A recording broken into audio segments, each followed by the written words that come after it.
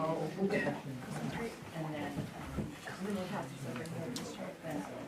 Sarah's one. Oh, okay, this is right there. So exciting. It's awesome.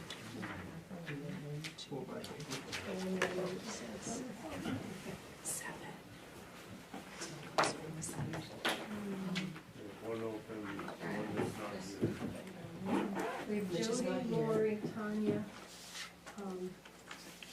and Mitch Benedict, who's not here, and Vic. Tanya can't make it. I don't know, she's just, those are the ones I know. Jody? Mitch, Tanya. Jody's there. Three, those are the three. Jody did call What today, about, right? what about Laurie? Oh, yeah, Laurie. Yeah, well, we have spaces, those are just ones we're missing. Okay.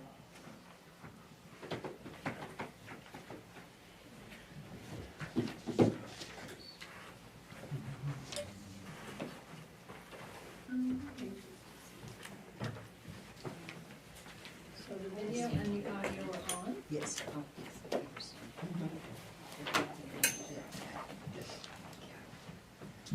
Here, we just fire them.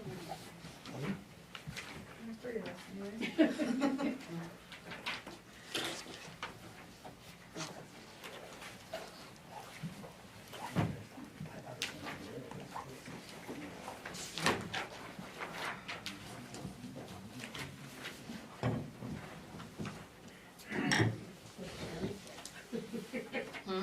So look at Sharon's book. Oh, I took some stuff. Oh, did you want that one? She'd be more than happy to give it up. I feel like I might just quicken the process though, because we will have so many questions. We'd be like, oh, there's the answer to that question.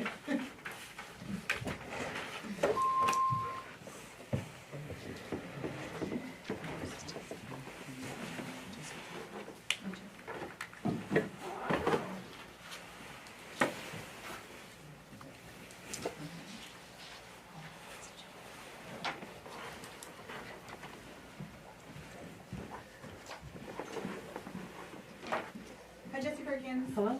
How are you? Good, how are you? Good.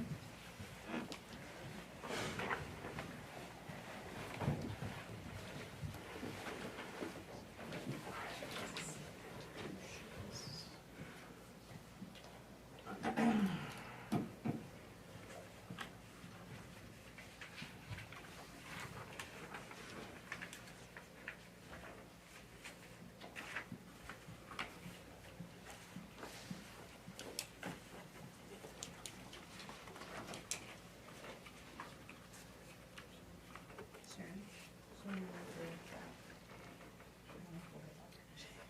Hmm? She'll be here for this.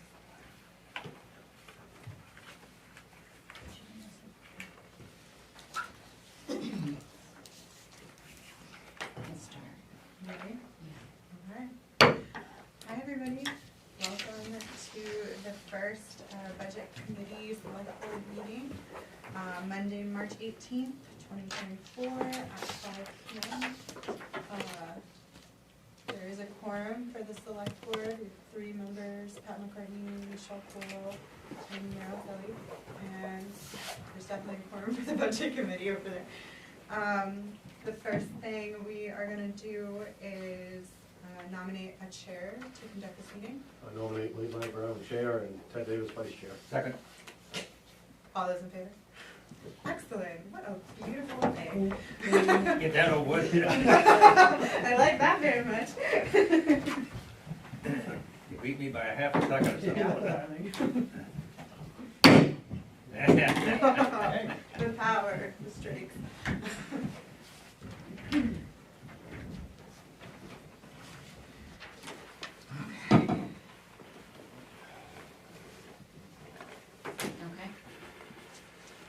So hi to all of you. Thank you for all of you for your patience. It's been a chore trying to figure this out and get it together. I will tell you that this is not complete. It will be complete next week, but there's more than enough for you to take home and to review and come back for our next meeting. Some numbers still have not come in yet, but we'll work through that. What I'd like to do is go over everything that's here. Everything is is identified by tabs, and then you can ask any questions if there's anything that you would like to have for information. I can get that for you over the week, and you can call me as well. So my process is probably a little bit different than what you've been accustomed to here, but I did what I'm used to doing and what I think should be done for a budget. So if you open your binders up, the very first page, what you'll see is a summary sheet. That will show you, I don't go back like 5 years either. It will show you 2023, current year 24, and the proposed year 25. So these are all of the budgets that you have on your warrant to approve at town meeting, and it will tell you all of the amounts that I have already in for 25. If you notice, I have to stand up, the seat's too low for me. And Show her You can how, raise it up. show her how to it fix it, it doesn't come up enough. because that's where I usually sit and I always Oh, have to look. That's okay, this is more comfortable. Okay. Okay, I probably put it down lower than up. that's okay. So if you notice in the pale green on the summary line, the first one is administration. That one I have not finished yet because there's a lot of dumping ground that goes into that from these other budgets. Everything in the rows below that, in the white, those are all done and in here with backup. The employee benefits, that's semi-done.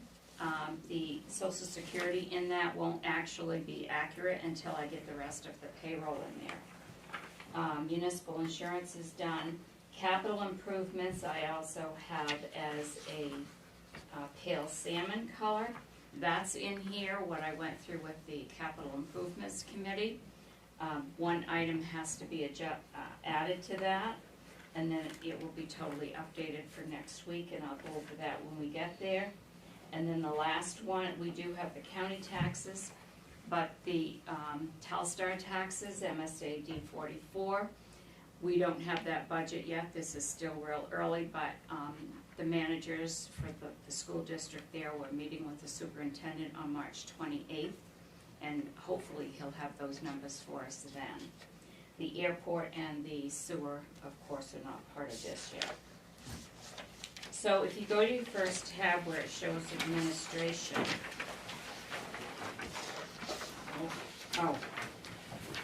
let's go to the second tab, town clerk, because that one's not done.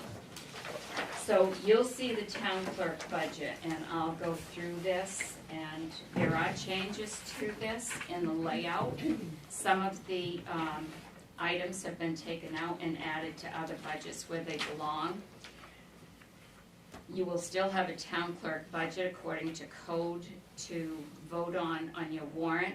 However, my recommendation for you to consider in the future is you have way too many budgets.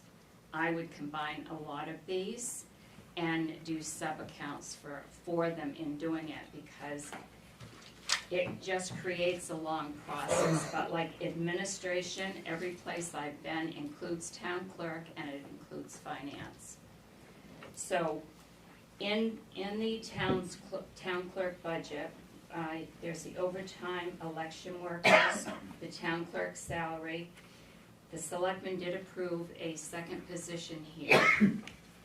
In the front office, we will have two deputy town clerk positions, and you'll see that I show the account number, the line that it is, like I read, it'll have a description of what's budgeted in that line. Where the first column where it shows 229.24, these are the totals of what has been spent as of February 29th. Then it will show the middle column, fiscal year 2024, that is the current budget. The yellow color is the proposed budget. So all of with the exception of a few, a 3.2% COLA has been added, and that does show in the descriptions. Personnel expenses, these are in all of the department budgets, code maintenance. is in there, that is, your codes book, maintenance for that. Payroll services has been moved to the administration account. That, if you'll see that as we go through, that $5,000 we outsource payroll was budgeted in both the town clerk budget and in the finance budget. It was budgeted in two different budgets. It's only needed in one, but it actually should be in the administration budget. So I've moved it out of here, that's why it shows fiscal year 25-0. And you'll see it when we come to the administration budget, when I do that one next week. The election expense is in here, a little different in the makeup of the election expense and the election workers. The election workers consists of all workers for the election, and the election expense is anything that we have to, like paying for the rental, the voting machines, all of the software and everything that we have to rent for the elections. So they're separated. Lien filing expenses has been moved from this town clerk budget for $7,000. That includes everything we file at the registry of deeds for lien releases, foreclosure releases, whenever we have to file anything like that. This also was, $7,000 was in the finance budget and in the town clerk budget. So it has been expensed from the expenses for the past year have come out of the finance budget. That also is now being moved to the administration budget, so you'll see that next time. So that's the only page for the town clerk budget. One other thing we took out of the town clerk budget and the finance when we get there, as well as the CEO budget, is any expense for supplies. Right now, in all of the departments within this building, there's been a supply line for pens, paper, envelopes, all of that stuff. You can't have a budget for all of those when everybody is sharing from the same supply cabinet. So it's all going to be budgeted in the administration account because we order by the bulk and it all goes into one room where it's all stored. So it's virtually not, it's impossible to budget if everybody's in the same building is using from the same supplies we use. So one supply account in the administration budget for everything used for everybody that works in this building. Any questions? The next tab is the assessor's tab. So that's for the assessor's office. There were two part-time positions. There was an assessing assistant and there was a planning assistant, which is in the planning board budget. So that position has been zeroed out here because the selectmen have approved, select board have approved hiring a full-time position that will include the duties of the assessing assistant, the planning assistant. It will also include payroll and HR that are coming off the finance officer's desk. And it will include sewer billing because we are going to take back billing of the sewer. With main water, there have been so many problems and so many complaints. We're going to start doing it. So we have two jobs advertised right now. For those of you that don't know, Amy Hanscom, the finance officer, is moving on to another position with another company. So, excuse me, her job is one of the jobs advertised, and some of the jobs on that desk have been taken from that desk and put on the new position that we're also advertising that'll be called a finance assistant job. This budget also includes the stipends for the assessors. There are 5 of them. They each receive $520 annually, and there's $100 in here for personal expenses. It also includes the contracted services. That is for paying our assessor, who is Rob with RJD Appraisal Services. And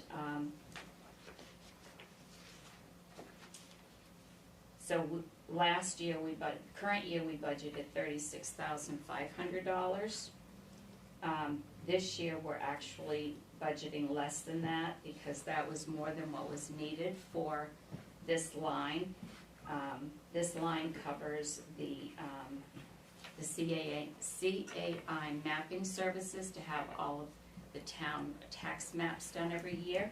That's $3,500, and also the GIS support, which is a $3,000 a year charge in addition to Rob's fee, and the transfer fees for properties when they're sold. So this budget line is going down from $57,48 to $35. 17 of that is a result of that assessing assistant position.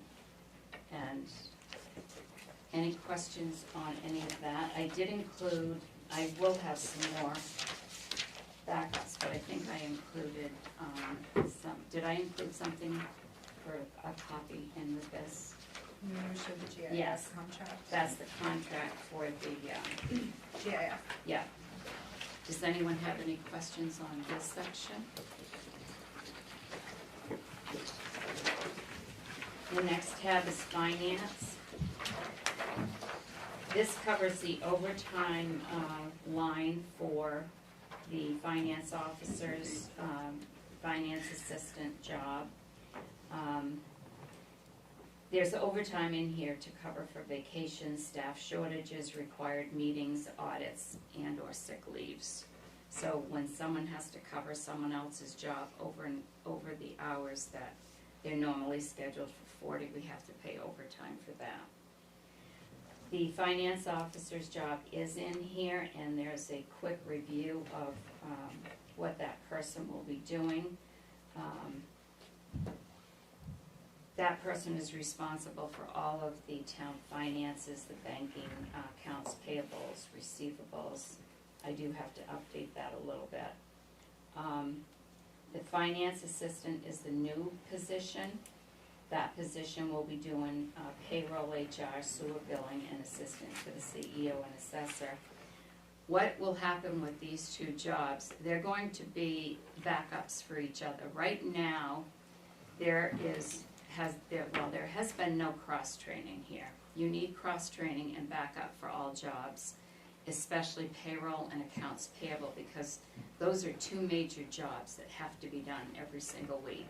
So you have to have someone trained to do payroll and accounts payable. So these 2 jobs will back each other up when one is out. Personal expenses, that's standard in most of the department accounts.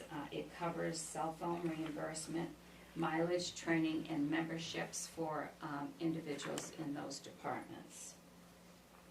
Payroll services, again, this is where it was double budgeted, so it's being removed from here, and you'll see it in the administration budget next week. We contract with Bangor Savings to do the payroll here, and that's what their fee is for the year. And then the lien filing expenses has also been zeroed out here because it was double budgeted, and it will now be in the administration account. Is that finance officer payroll, is that number correct? I thought it was higher than that. No. The middle column is the wage now, and then the yellow column is with the 3.2%. Okay, I for some reason I just thought it was higher than that. Yeah, no, that's what it is. Sweet.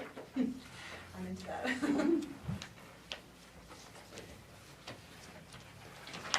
And then after I get through going through this, you may have other questions. Okay. The next budget is the CEO and the planning budget. This was where the second half of the part-time position that Courtney actually used to hold, the duties have been added to the new finance assistant job that we're advertising. And so that person will now be doing what Courtney did previously. It's taken out of this job and you just saw it in the finance job. The CEO and LPI, that's a full-time job. Personal expenses, again, it is cell phone reimbursement, mileage, trainings, and memberships for this position. Contracted services, I'm not really sure what this is. I have to do a little bit more research on what this $500 was budgeted for under there. So far, I haven't found anything, other than a Zoom membership. But we have one for the town office. We don't need one for the planning department too, because it's in the same building, so we only need to pay for one. The next line is legal services. So in your previous budgets, there was legal services budgeted in practically every department. All legal services are going to now be budgeted under the administration account as one large number rather than smaller numbers in all departments. So that's why you'll see this is zeroed out. Easier to keep track of. It is. It's a lot easier to keep track of. The supplies line, again, it's been zeroed out here because you'll see all of the supplies in the administration account. Purchases and equipment, this has all been, also been zeroed out because whatever is bought for purchases and equipment here is all under one department, and you will see it in the administration line. Any questions on anything that's so far there? The next budget is protection enforcement. You will see that this is where the animal control officer is budgeted. And that covers the animal control officer monthly stipend that is $100 a month. He receives $25 an hour when he actually goes on a call, plus his mileage. That is consistent with what all towns pay. We also pay a fee based on the 2020 census. It's based $1.45 per capita, and that's for responsible pet care, Oxford Hills, and their yearly contract coming up is going to be $2,929. And we also have a contract with them for stray cats that is $28 per cat that they take in. And then we have Oxford County Patrol Services. So you have a couple of different documents. Last week, well, I should say on March 1st, they sent their assessment. Their new assessment, as it shows right here, is $600,274, up from $422,904 last year. That's a $168,000 increase, or 42%. This afternoon late, I received an invoice from Abby, which I did include in your binder, and because they made a calculation error, well, I'm thinking they made a lot more. Really? But they're new, and I didn't have time to go in and change all of these things in the budget, but the new figure is $584,585.34. You should have a copy of that in your book, and I forgot to put it in You mine. want to say that again, please?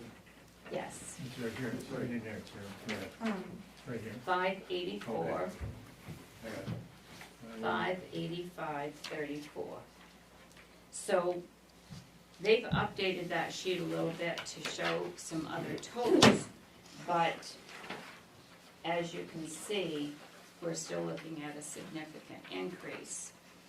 Tomorrow morning at 10:30, Frank and I are going to be meeting with the commissioners at their meeting, specifically to talk about our patrol agreement with them. And I don't know if it will make any difference or not, but we're going to attempt to tell them what we're looking for. It was gonna be in the open meeting, Yes, and can public be there? anybody can go, it's a public meeting, yes. Any questions about this so far? Sorry, I was late. Oh, that's okay. Next, we have fire. So, we did a 3.2% increase across the board for wages, stipends, and firefighter payroll. Personal expense is, just as the others are, the cell phone reimbursement, trainings, mileage, memberships for the fire department. Medical expenses covers BLS requirements, mobile unit screening, and other, would also cover hepatitis. Contracted services, I've zeroed out,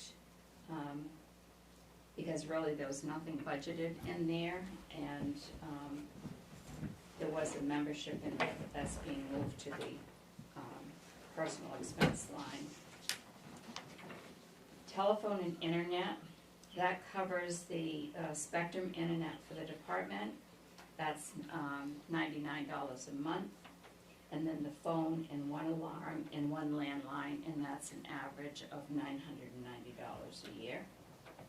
The supplies line covers all office and medical supplies. The gas and diesel, we have two tanks, a diesel tank and a gas tank, a 1,000-gallon diesel tank, and a 300-gallon gas tank at the fire department, at the highway department, where our departments will go there and gas up, and there's a log there that they log in what they use, and all of the, on a quarterly basis, whatever they use is taken, is adjusted with the highway department's account, the public works department's account, so that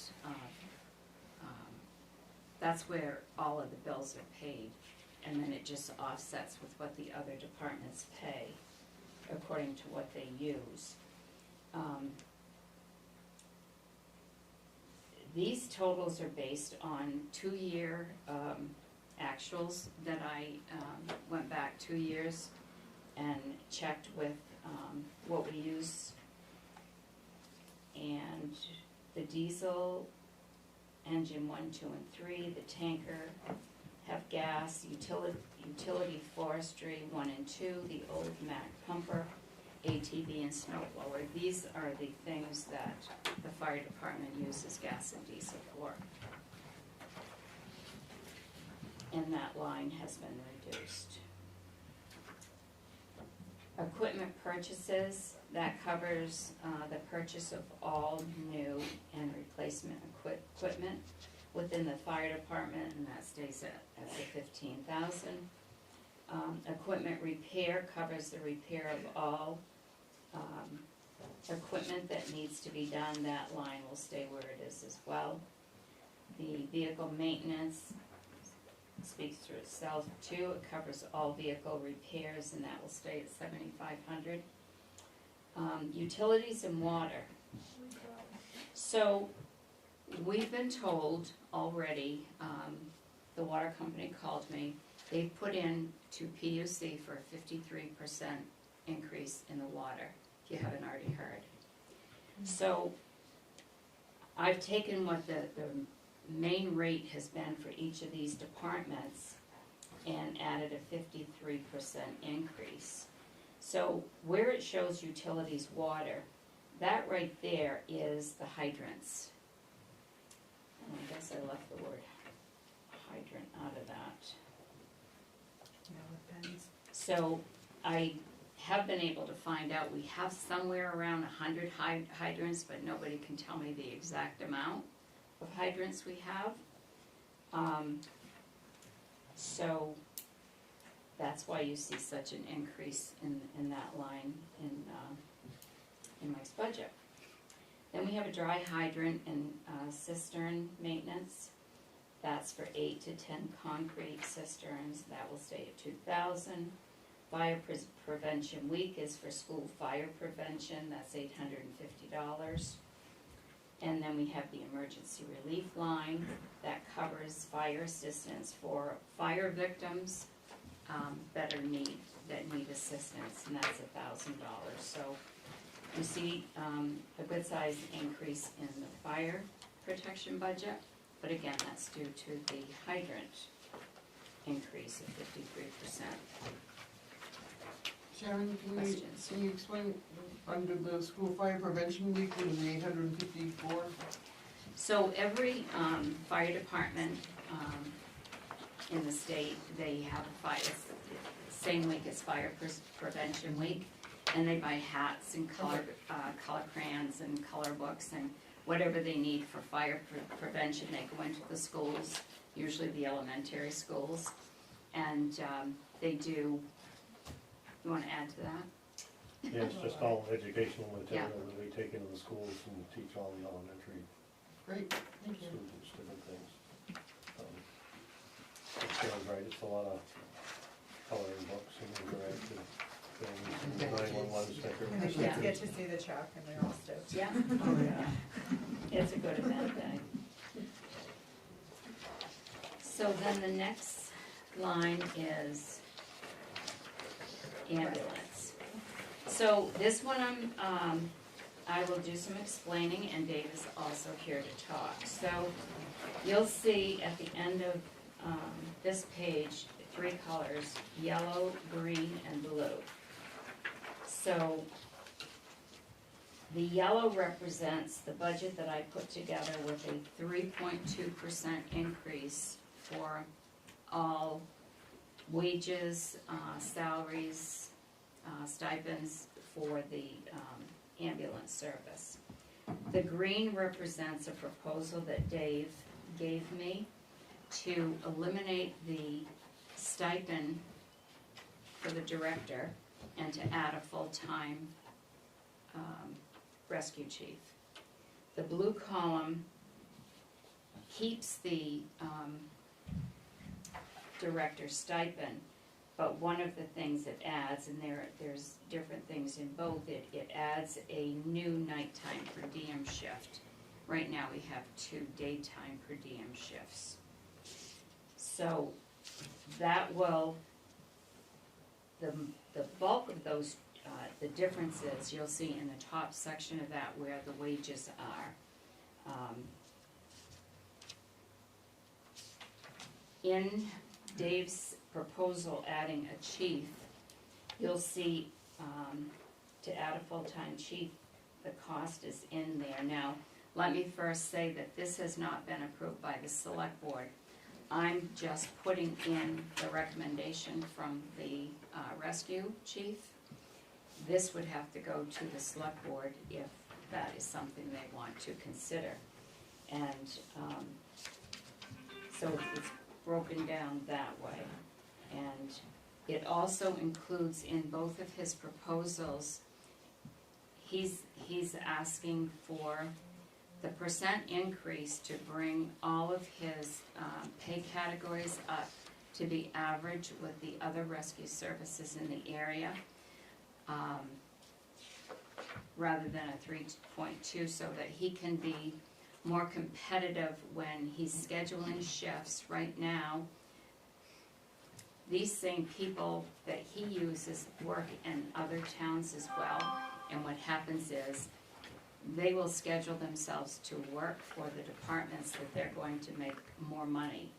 And Bethel is on the lower end. We finally received back enough of a comparison to see where our rates are with other towns in our surrounding area. And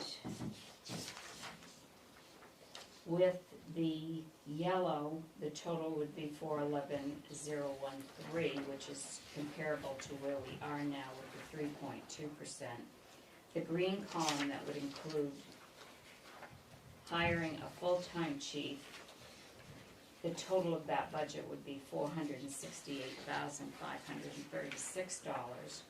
And if you kept the stipend position and added a nighttime per diem, so right now we have 2 daytime per diems that are 6 a.m. to 6 p.m. That would continue on with full-time coverage for 1 per diem. And there would be 1 on-call instead of 2 on-call that there is now.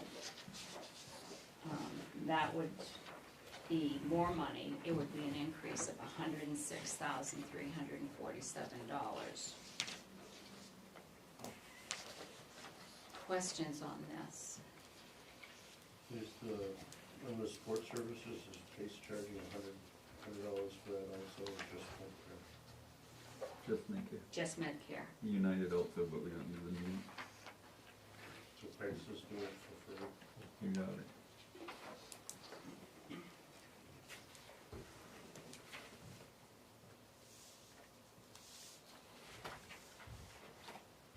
So this does have to go to the Selectmen for discussion, Select Board for discussion, because if we used either of Dave's proposals, but it will be added to their agenda Wednesday night because they've approved 3.2%, so if more than that were approved, they would have to approve the additional amount. You know right off the top of your head what their revenue is now? That we haven't done, but it is actually significant. We're looking at increasing revenue billing, the cost for them to bill for us because there is more, excuse me, we're doing more billing. I'll have the revenue next week. Even though we have to budget for the gross amount that we're going to need, we can't do a net budget. So you can't take the revenue a department receives and net out what you're gonna budget, so. But if you'll see over on the bottom, it shows revenues, medical billing. I'll have all of those figures for you next week. But what I can tell you is,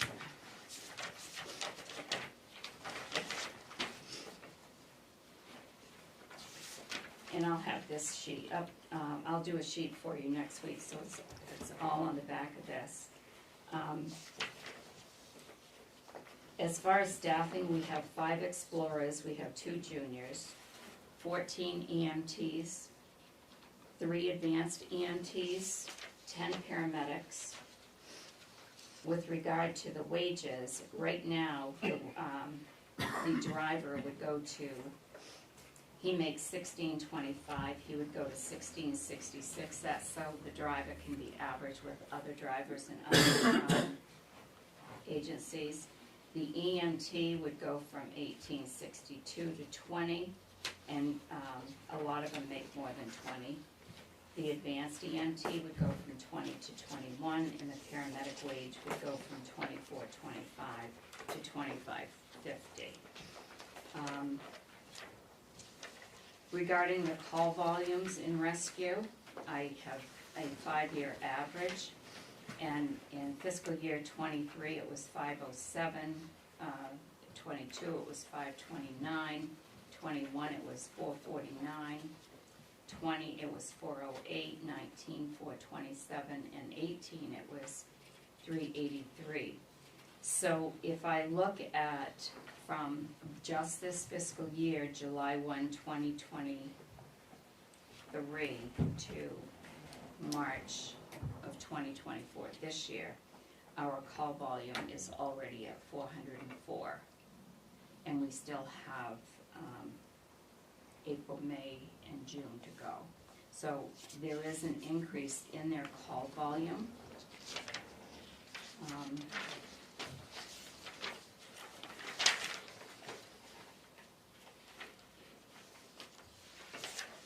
and you'll see on some of the budgets, I have done some of those comparisons. I just didn't get theirs on a comparison sheet done for tonight.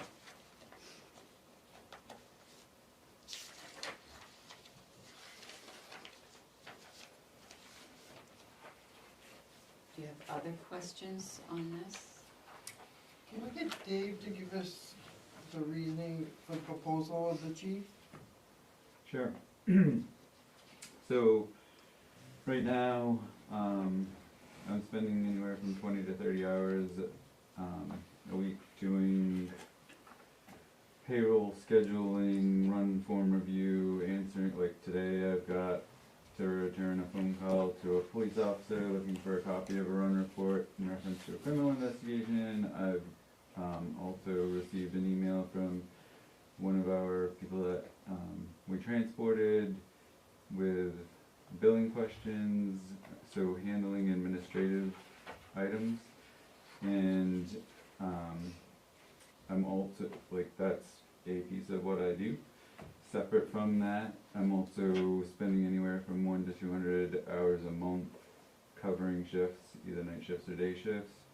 So at some point, whether it's this year or down the road, the town is gonna have to look at, like, I do it because I love it, Mike does his job because he loves it, but in reality, if you were to look at what you're paying the administrative end of the job, the scheduling, the payroll, all of that, you're at less than $10 an hour, and at some point, we should consider looking at rectifying that situation. I will say that just with Dave trying to schedule 40-some per diem employees to keep 24/7 coverage alone is a nightmare. When you think about, like, I don't know how many guys Mike has on his department, but I would hazard a guess, kind of talking without the data, but I would hazard a guess that rescue and fire as departments have more town employees than any other department. So when we have to do Bureau of Labor compliance training and all of this stuff, we're not gathering up 2 or 3 office people during the day. We're trying to get people who are not full-time employees, so we can't, it is difficult to force somebody to be somewhere when they're not a full-time employee, and yet we still have to keep all of the Bureau of Labor compliance up to date. So he may be more successful than me, but I usually end up doing multiple sessions of Bureau of Labor training with all of my staff in order to keep us in compliance and not have everybody quit because you're forcing them to do something when they're not a full-time employee. So it's a balancing act, for sure. All the Bureau of Labor standard stuff is department specific. So you can be a full-time firefighter in the city of Portland, you can be a part-time firefighter in the town of Oxford, and you can be a volunteer firefighter in Bethel. They have to be compliant 100% in all 3 departments. You don't just bring the paperwork up and hand it off and say, there you go, that's not how it works. And then, again, speaking out of, with no data, but I would suspect Mike has to comply with certain fire standards on our side. In addition to the Bureau of Labor, we also have to comply with Maine EMS regulations. So you have your Bureau of Labor stuff, and then you have your Maine EMS stuff that you have to comply with, and I would dare say they're not taking any regulations away when they're adding new ones. So it's 20 years ago you could, this is the wrong term, but get away with a lot of things that now you can't get away with. Like, you have to be compliant or somebody is more than happy to point out your deficiencies. So. Another challenge too, I don't think he's really touched base on, is that, kind of said it a little bit ago, is being able to fill the on-call shifts, and not being able to fill them because, number one, we're losing the people that work for us in other towns to the other towns that are paying more. And every night there's an on-call shift. If that shift doesn't get filled with someone that can be on call, Dave takes that shift. So if he ends up having to go out on a call, just since I've been here, I know there's been a few that he's been out several hours. So we need to try to look at increasing the wage to be competitive so that we can fill the shifts and so that we have somebody on call so that one person doesn't have to be there all the time. So, with these two proposals, are they each just addressing two separate problems that will probably need to be addressed together at some point? So I would say if the call volume maintains and whatnot, at some point down the road, whether you hire a chief now or not, you're probably gonna have to look at how you're staffing nights, because when people, so I haven't really done, I haven't really represented the whole picture here. I've kind of given you the base wage for a lot of these departments, but there are a lot of departments, like Pace and United and places like that, where you take that base wage, and then if you're doing a night shift, there's a kicker for doing a night shift. We're doing the opposite. We're paying our day people an hourly wage, and then we're asking people to cover nights for a stipend that works out to $8 to $7 an hour or something like that.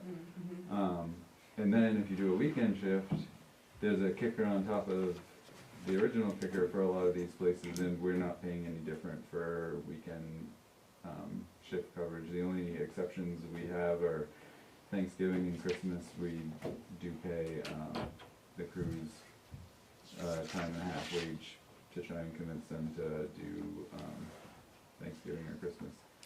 And to be completely honest with you, quite often it still falls back on me, because they could make double or more time working somewhere else, because those shifts nobody wants to work.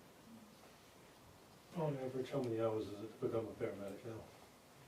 It's basically a 2-year program. You can either go to college and get a degree and you get your paramedic, or you can do it the old-fashioned way and take your paramedic class, and it still works out to, it's gonna take you 2 a years. couple of years.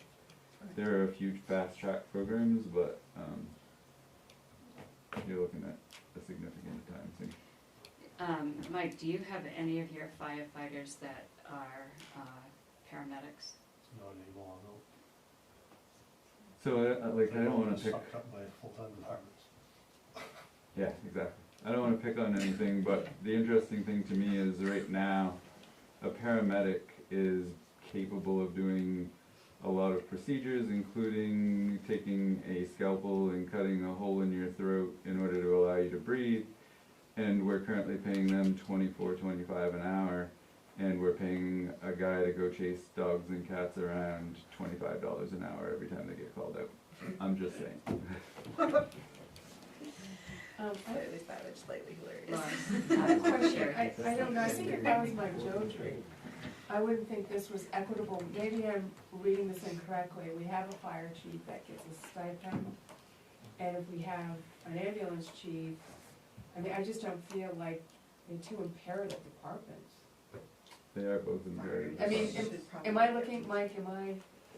Well, Dave has a lot worse off than I do, I'll just. So the difference, like, I'm not saying anything against fire department, they're absolutely imperative. I'm just speaking about my own department. My own department has to have a scheduled crew on duty, and they have to be licensed. We can't respond with 2 drivers to a call.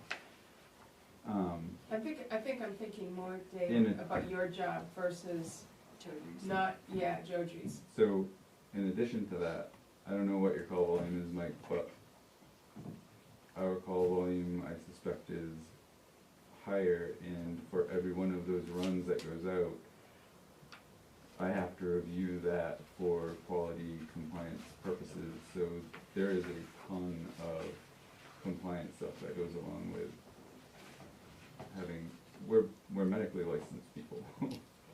Yeah, I can't compare to Dave at all, he's got it way worse than I do. And we're pushing almost 200 calls already this year too, but they're pushing 500, so. And he's got way more people he has to deal with than I do. I mean, as the town grows, we're probably gonna have to look at the fire department too. Things are but changing a this lot is first. faster than. Yeah, exactly. anticipated. Like, we don't have to do this one right away, this one seems more essential. It does look like This it, one matters. it does look like it begs a comprehensive conversation. Yeah. As fire is tandem with rescue, is you end up going on a lot of calls that they do as well. So I think it needs to be looked at comprehensively, like you said, and have that conversation. There's not enough money in this budget for me to take over his job. Just want to get that right on the table right now. You're safe with I me, don't- Dave, I'm not No, but I am not the guy who. there may be some, The time to talk about this is after the budget. Talking about, I mean, you can talk about it now, but you can't really do anything.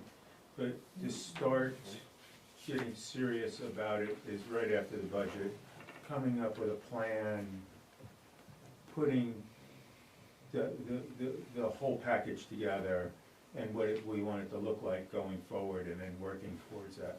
But to try to work numbers now is kind of hard to do when you don't have the whole plan put together. But I don't understand what you mean by the whole plan, because I have a plan. Here it is. well, And I've presented more than one plan, and I presented them a while ago, so, when you say that I don't have a plan, I have a plan. well, we're talking about a comprehensive plan that ties the whole town together and what we're doing, so that we don't make a short-term, a good decision in the short term, but hurts us in the long term. That's what I'm talking about, really, is to come up with a plan for the town about how we're delivering these essential services. And it's services, not just one service. That's important. Okay. And I'm all for it, but I'm all for it doing it in a way that we're considering everything that the town is responsible for, not just one thing. That's fine, I just find it interesting because the select board created a position for the town office like that, and that is, not unlike what we're saying. Yeah. So I think, to point us out, to single us out, is a little unfair, given the number of hours that I'm currently volunteering to this town. I would guess that Dave's paperwork load is 5, 6, 7, 8 times more than mine is already right now. and I don't think it's fair to compare the job that was created here and the job, this is the first time we're here discussing it, the first time we're seeing it. I see immediately the That's message not I'm me. hearing. It was brought up when I was brought in to talk to you guys all a while ago. I presented it in my original proposal to the acting town manager a while ago. Yeah. Everybody's budget is being presented for the first time tonight as far as what we wanna do for the next fiscal year.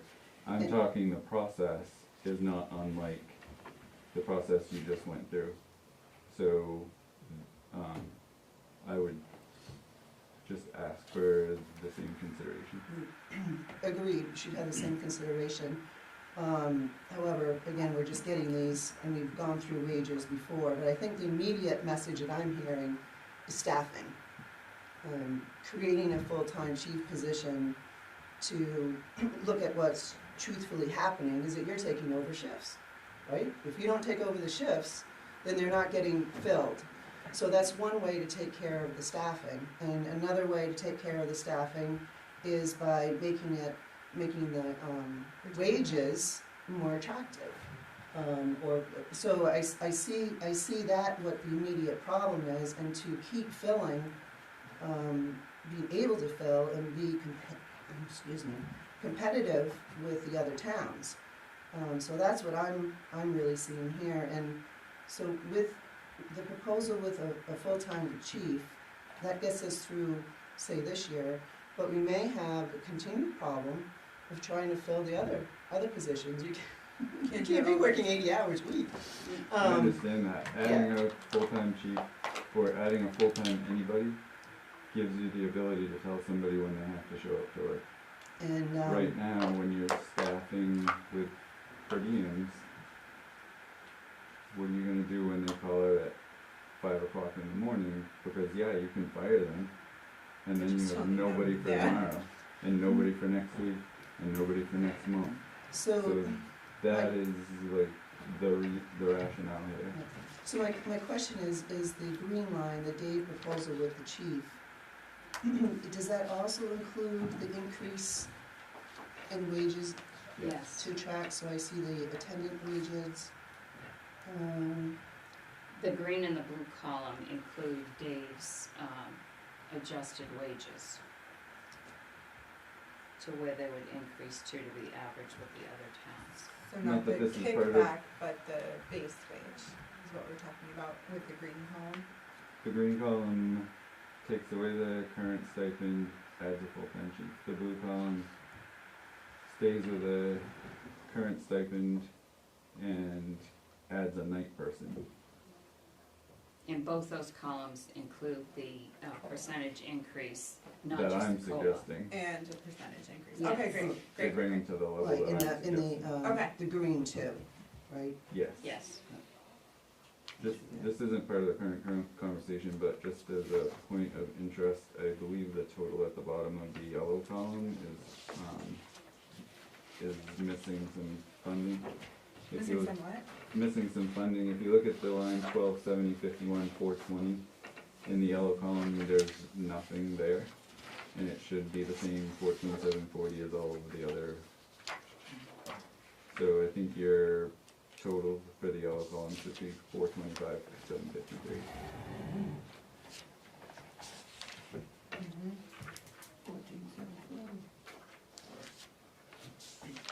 Unless it's somewhere different now.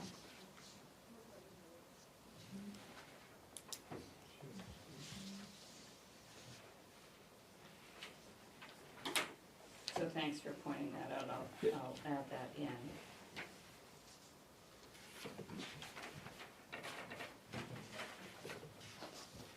That makes the difference.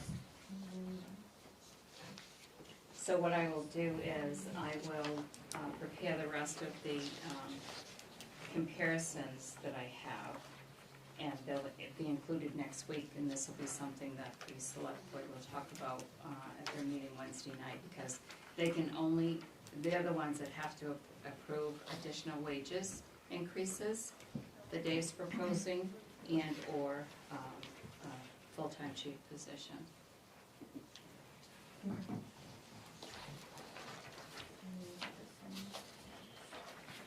Are you gonna be at the meeting, Wednesday night?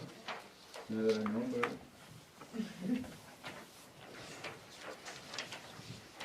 Should we just send you questions that we have regarding that for before? Yes, you can do that.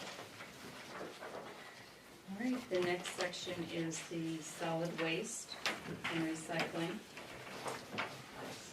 So that includes the beginning of that overtime wages that is there in case they have a shortage at the transfer station and they have to use public works directors, public works employees to go on a weekend after their 40-hour shift. We have 3 part-time transfer station attendants that each work 3 days a week for a total of 24 hours, and we have a spare as needed. 3.2% has been added to that. Personal expense covers training and mileage for those individuals. Maintenance and repair, that's the annual maintenance for 2 compactors that are 10 years old, annual fire extinguisher inspections and building repairs, that line stays the same.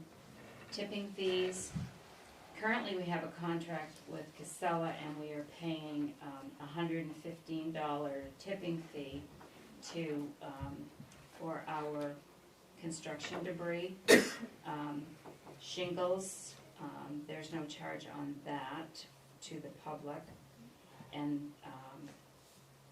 that line is increasing based on an annual, a 2-year comparison that we did. Metals disposal, we pay $475 every haul we do with Casella for all of the things that we have taken. The cans are emptied by Snitcher, and we do charge for white goods. So that line has to be increased because of the number of hauls that we have. Tire disposal is through BD&S. The tire fees range from $3 to $100 that we charge. That remains the same. The municipal solid waste removal, MSW, we also have with Casella for a contract. We pay a tipping fee of $92 a ton, and the single stream averages about $148. That has a formula to it, so I've just used the average, and there's about 10 to 12 tons taken out weekly. This includes all of the MSW that's taken in at the transfer station and all the residential and dumpsters in Bethel as well, Newry and Hanover. So how that is done is Bethel receives the bill from Casella, and then we have to break it down, and we charge Newry 1% and Hanover 1% of what goes in. There's two bills. One is for the transfer station, one is for the dumpsters. So the bills that come in for the transfer station, each town pays a percentage according to the tri-county contract. With the compactors, residential and businesses have dumpsters that Casella provides to them at a discounted rate because we're part of their contract. They pick up all of the dumpsters, and that is on a separate invoice, so it shows how many tons are picked up from those dumpsters from each of the towns. We have to take the bill and break the bill down, and then we bill Newry a percentage, and we bill Hanover a percentage. So we're not currently paying 100% of our own dumpster trash that is taken. So that line we've increased by $10,000 just after doing a comparison for 2 years. And then the hauling services, again, we pay $475 for every haul, no matter what's in it. Single stream, MSW, construction debris. And that line is also increasing. Now, the other thing that I'm gonna add right now is our contract with Casella expires June 30th of 2024. Right now, I'm waiting to see, to hear from them to find out what the cost will be July 1st, 2024. So the agreement we're on with Casella right now is the third extension that we've been given from the original contract that we had with Casella. So I'm hoping that we're not going to just do a fourth, that we can actually sit down and come up with some figures. So that does not include any increase that's going to be effective July 2024, that's going to be directly increased with this budget. Universal waste removal. Corey Roburge takes our refrigerant and Freon. North Coast Services, electronics, which is light bulbs. N&M Recycling take propane tanks. That stays the same at $8,700. Supplies stays the same. That includes anything that, signs, towels, sanitation, gloves, stickers, hydraulic filters, etc. Uniforms, the guys, we buy t-shirts, jackets, rain gear, logos on the uniforms. That'll stay the same. The gas and diesel is used for the skid tank and the gas for the mowers. Diesel for the skid tank and gas for the mowers. That will stay the same. Equipment purchases includes things like tools, rakes, shovels. That'll stay the same. Equipment repair will repair anything to the backhoe, snow blower, mowers. Then we have electric utilities. So we have an electric baseboard Walmart heat, wall mount heat. My mouth's getting dry. The bathhouse and the office building have electric heat, and then we have hydraulic tank heaters, and this is increased based on an average that we did over 2 years again. Site licensing fee, we have 2 transfer station reports that have to be done every year for the state. The cost of those 2 licensing reports is $575. The main increase in this budget is due to the hauling, but it will go up, and I'm pretty sure that we'll have those increases by next Monday. Why was the site license fee $997 last year? Because they just picked bigger. Oh, cool. And the whole thing. It's only $575. I know, something special. I have a question. Sure. Is the town looking to possibly doing like, a solar system out there? A For the solar? bathhouse and for the utilities and the electric? I have no idea. Might be something to think about, there's a lot of that going on. Okay, It does save money from what I've been researching. okay.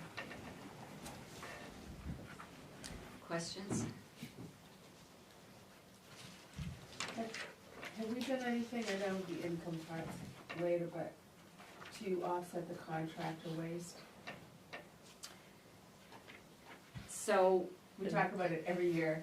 The contractor would. Yeah. And we never do anything about it. to do what? Well, they're not charged. To address the construction debris that's being put in there, are we gonna charge contractors? It's something that needs to be taken up on that, so. Well, I can give you my opinion.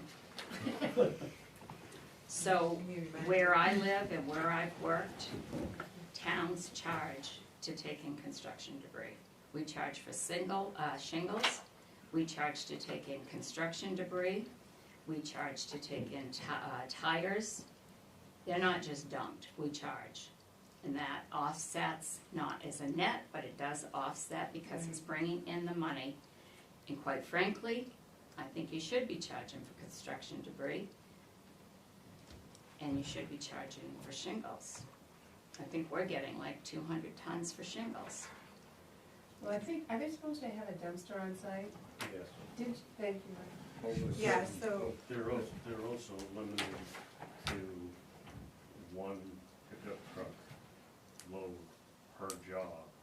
But we're still paying for You it. still let it happen, Yeah. anybody in the brush. And we're still paying for it to go out the door, but it should, if you're a contractor and you have construction debris, you need to figure that in the cost of your job. yeah. I mean, I will tell you the way I think it is, and I think that's fair. The taxpayers in any town should not be paying for construction debris for contractors, or if you wanna tear down your shed or anything you have on your property. You should pay for that, not the taxpayers. We're also still getting people from Greenwood and Woodstock coming. And We're you getting can people- stop that also. I think in our ordinance, right, it says you have to have a dumpster, Yeah, but I don't know about Over a certain brewery. dollar value Yeah. yeah, but So- I think the The value is stuff pretty that they're low. doing is so of big. 25,000, I think. Yeah, that's enough. The ordinance change that happened last year, I believe, made us the same as Newry, Okay. Yeah, that brought it to the 25,000. excuse me, but we need to enforce it too. And I don't think it specifically says dumpster, right? It said the container on site, so a bunch of the contractors went out and bought those 2-axle dump trailers. You're right. Well, the other thing I'll point out too is you cannot control it at a transfer station that has 3 part-time employees and you're open 3 days a week. If you have 3 attendants working on those days,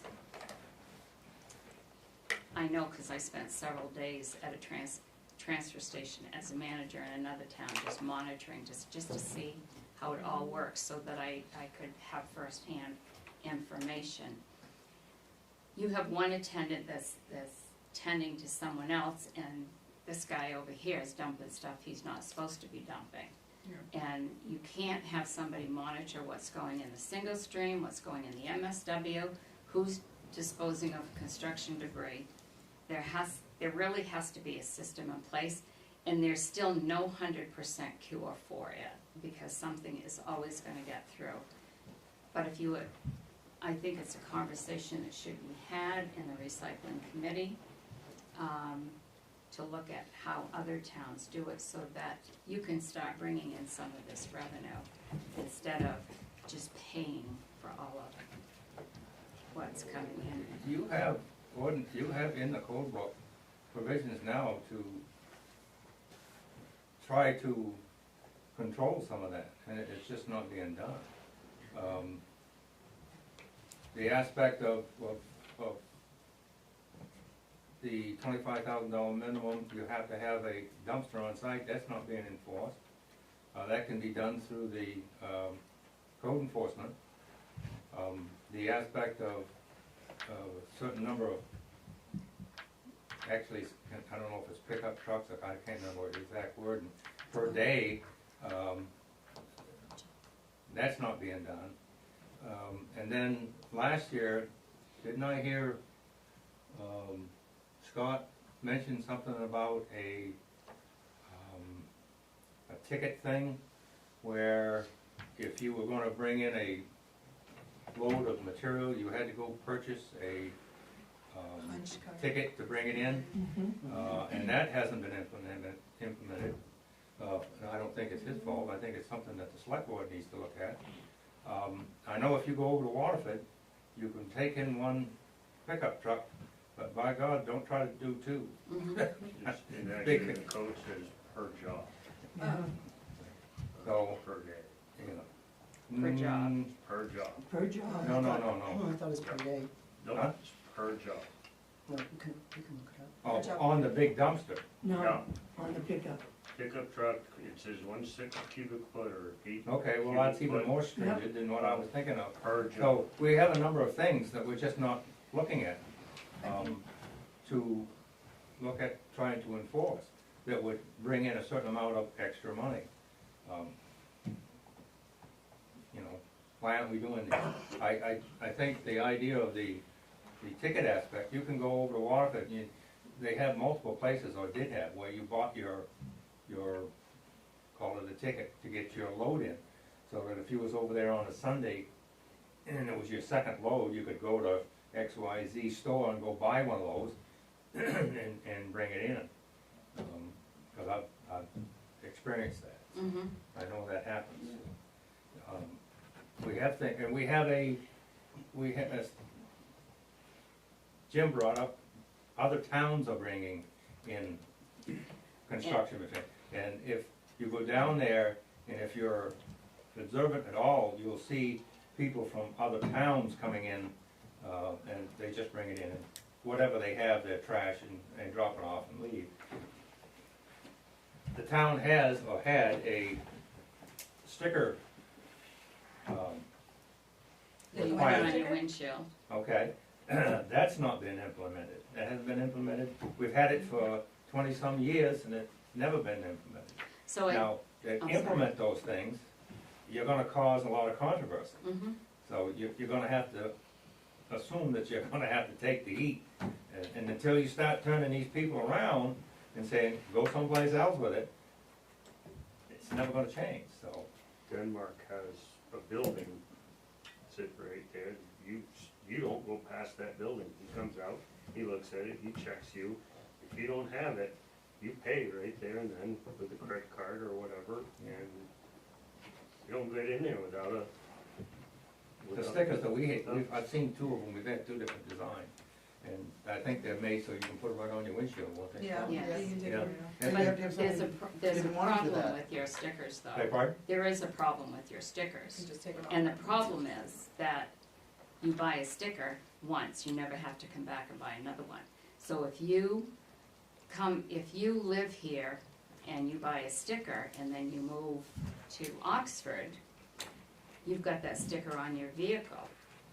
Or if you trade that vehicle, it could be still on it. In Oxford, I'll tell you what we do, we have stickers, they go on the windshield, but they're purchased every year. And what happens is, when someone comes in with a load of debris, there's a rope up to get down to the hill where all the construction debris is. Yeah. And before you can go down and dump that load of debris, the attendant comes out, make sure you have an Oxford transfer station sticker on your vehicle. And if you have one that says Paris, you're not dumping your construction debris down there. So it's very easy to have an annual sticker. There's no work to it at all. You do a different color every year in rotation. And we actually don't charge for our stickers. Yeah, no. That was proposed also, and it got So- shot down. But those are some different ideas that you can look at. I mean, it's not gonna be solved here, but it's, there is a way to increase your revenue. But I will tell you, anytime there's changes to a transfer station, People lose their mind. the roof comes down. But It does. I think So- if we take a look at every town around us, they're all doing, every little tiny town is doing a far better job than we are. Yep. I grew We're up in just South chumps when Paris. it comes to this. So, just to say, there is a path of action into, I just want to address Jimmy's comment that things have been proposed and they've been shot down. They have been asked either for more information or implementation plan. As Sharon had mentioned, there's 3 part-time people there, and if we're gonna be checking we need one. stickers, we need an implementation plan. So, the course of action right at the moment is the 3 towns are Hanover, Newry, and Bethel. Bethel, of course, is the lead, as a manager, we own the facility. Sharon is in between everything, is getting all the figures together of what it costs to dump the trash, do this, do that.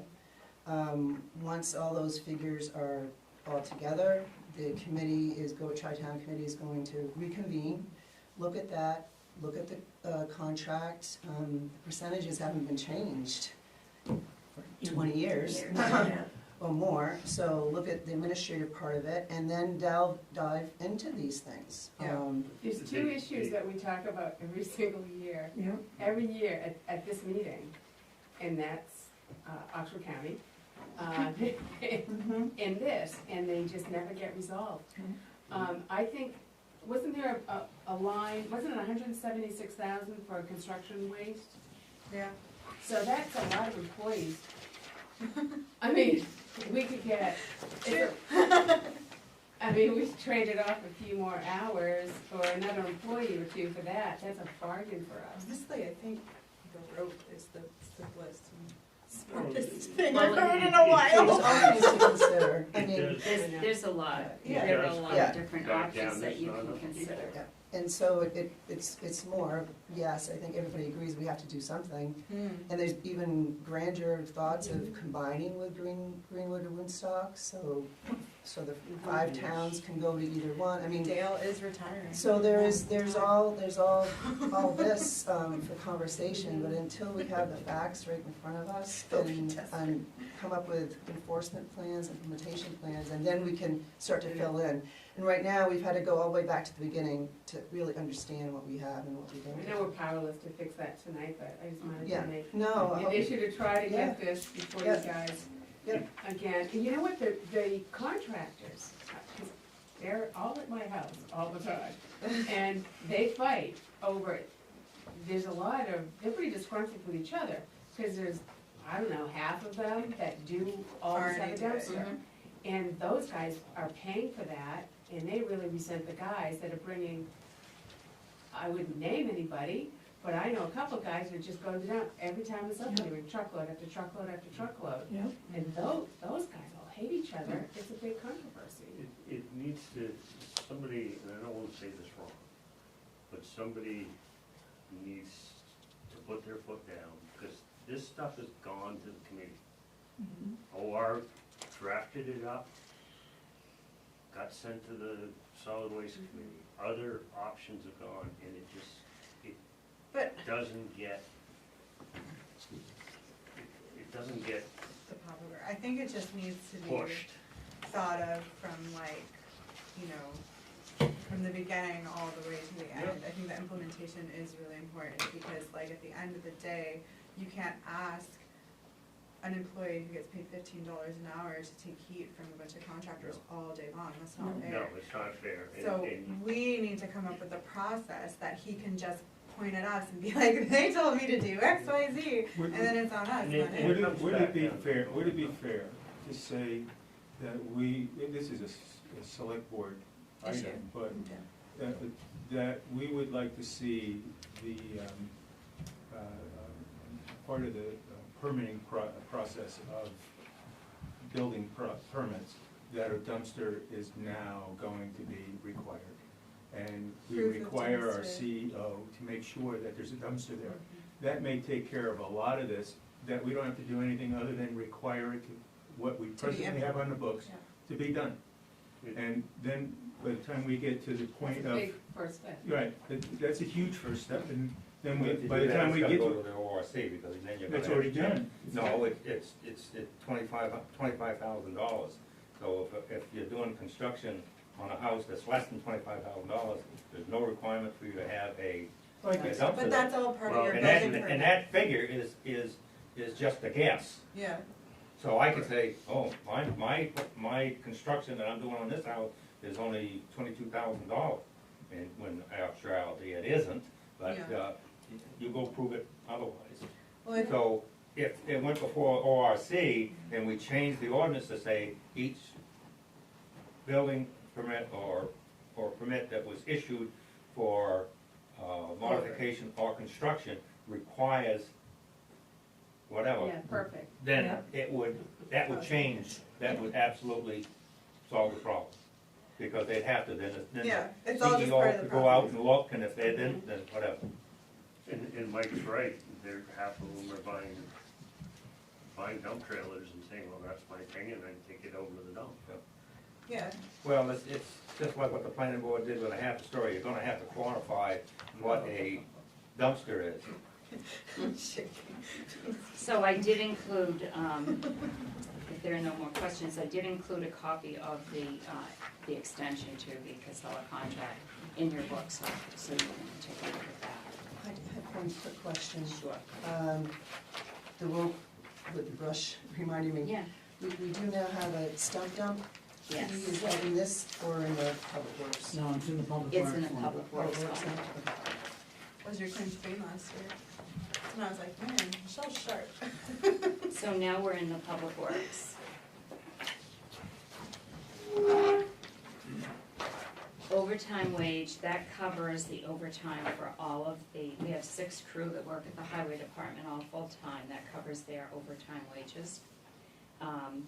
Next, we have the public works foreman and the crew wages, personnel expenses, cell phone reimbursement for the 5 crew, trainings, memberships, and mileage. Medical expenses covers the quarterly drug testing that has to be done. That's all regulated through the state. The test average is about $65 each time. We pay an annual fee of $175 to the company we contract with. This also includes the annual hearing and respiratory exam. Those are $85 each, and the hepatitis shots. Contracted services. You'll see current budget is $86,400, and so far we've used 53. So rather than having a lump sum figure, I've listed everything in yellow that comes under our contracted services, which includes street sweeping. It's done by BS&N. That was $7,500 this year. Winter sand, 2,500 yards of winter sand. The cost was $16.50 a yard delivered. We do catch basin cleaning. We have 112 catch basins. The main basins are cleaned every year. The side basins are cleaned every other year. That's $195 an hour charge, $7,800 for that. We have a plowing agreement with the town of Woodstock. They plow a section of Gore Road for us and McCrillis Brook Road. That's expected to be $3,040. We have an agreement that we signed with Cross Excavation for snow maintenance for Bethel's end of Sunday River Road and Martin Lane. That's $10,600. We also contract out our snow hauling. We do that with Cross, Savage, and Wilson. They haul our snow at a rate of $110 an hour. 5 trucks are used, approximately 4 hours for each event, and there's an average of 5 different storms. That's $11,000. MDOT Transit Program. So that has been zeroed out. I put a copy of the Mountain Explorers information in your packet so you can see that. That program has been canceled, so we no longer need to pay that $12,000. Maintenance and repair covers the annual fire extinguisher inspection for the shop and the trucks. Sanitation service covers Casella Garage dumpster, the floor waste to MWAC, antifreeze, fix that, disposal. Telephone and internet service, we have 2 landlines with GWI, First Light Fax, that's $48 a month, and the director has a town cell phone. That has a slight increase.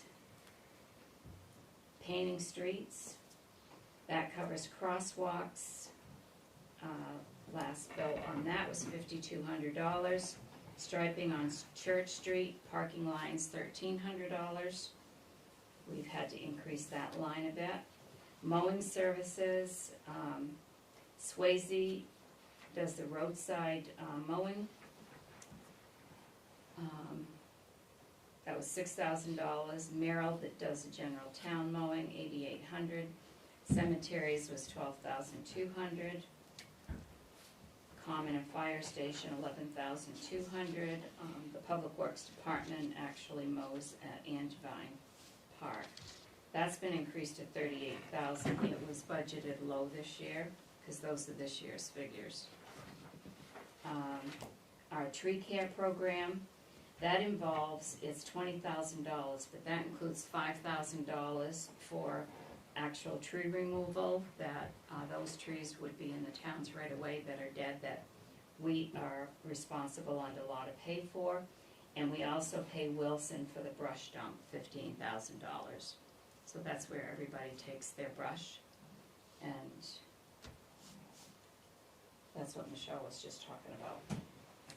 Supplies, $40,000, that covers everything. That covers cutting edges, which are not cheap. Signs, posts, hay, blades, batteries, fluids, paint, cables, filters, hoses. I could have listed a whole page. Uniforms with Cintas. We have pants, shirts, jackets, boots, rain gear, and we pay boot reimbursement, and that is for 6 employees. Coal patch, it's $146 a ton, excuse me, for a 16, I think they come in a pallet. No, there's a 16-ton load. A 16-ton load, okay. From Stevenson, and that's to get 2, so that would be $5,000. Road salt, we participate in the AvCog bid. This year we paid $83.90 a ton, and the prices to do the bids come out in the spring, so we haven't done that yet. The average ton that we use is $500 to $600, so 50,000 is good there. Gravel and loam, that covers gravel, loam, stone, and that's for all road work that we have to do. You'll see that we are very close to coming over the 8,000. That really needed to jump to 12,000. And then we have the gas and the diesel, and as I said before, we have a 1,000-gallon tank for diesel, a 300-gallon tank for gas. The average right now we're looking at is 308 a gallon. We just got these figures today from CM Brown. And in the past year, 12 months, we've had delivered 11,500 gallons of diesel and 4,000 gallons of gasoline. And that is used by the highway department also for the two-wheelers. We have 3 single axles, a 1-ton, a pickup, all the equipment, the excavator, the loader, the grader, the backhoe, and 2 tractors. And having the tank is really good because we can get a reduced rate by having the tanks. That line has actually been reduced from 63 to 46. I believe it was increased to 63,000 a couple of years ago when the cost was really high, and it's just never been brought down to adjust to the cost today. Equipment purchases that will cover anything like traffic cones, trimmers, rollers. Same budget. Equipment and vehicle repair is for all maintenance to vehicles and equipment, trucks, backhoe, excavator, tires. That'll stay at 40,000. And then electric utilities. So this is for all of our street lights. The street light account was $900 for 12 months.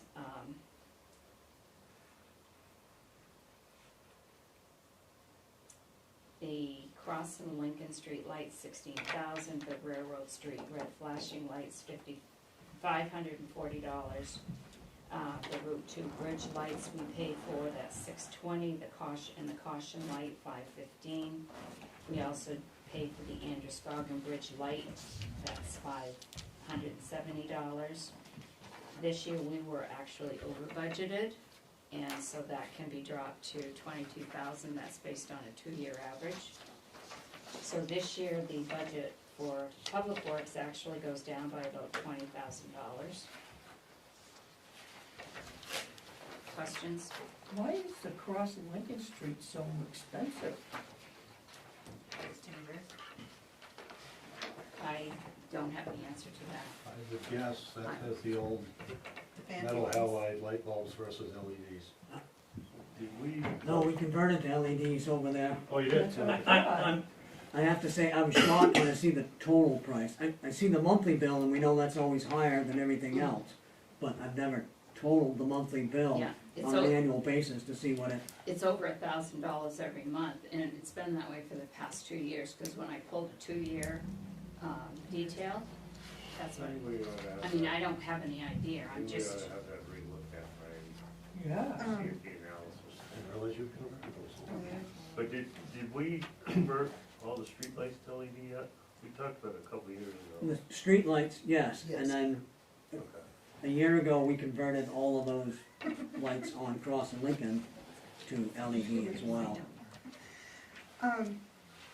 Do we have one single supplier for gravel, loam, and stone? Because if we're bumping that budget to 12, will it have to go out to bid? no, there's several, he doesn't get it from the Several? same place, do you? We don't buy it all at once. That's what I like to hear, Scott. That He that buys takes it. us throughout the year. Well, Is there a expense for the plowing the Irish neighborhood? For the what? For the plowing the Irish neighborhood for Greenwood? no. Town of Bethel and the town of Greenwood have, They swap. they have an agreement. We plow the end of Vernon, Irish neighborhood, they plow Bird Hill. Oh, Yeah. Thought that was- Schrader. Right. Scott, Um, I'm sorry, No, you can can I ask. ask Scott a question? Yes, Are you, putting in for all your hours now? Oh my gosh. yes, he's hourly. Yeah, but he doesn't charge the town for all his hours.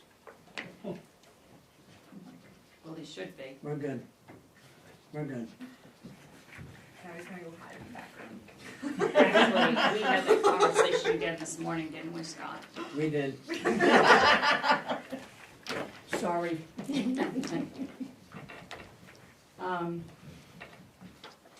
So now we have facilities, which, the first one, if they're all in there in order, the, Sorry. go ahead. Quick question, on the contracted services, Yes. public works, what was the grand total of those 6 lines?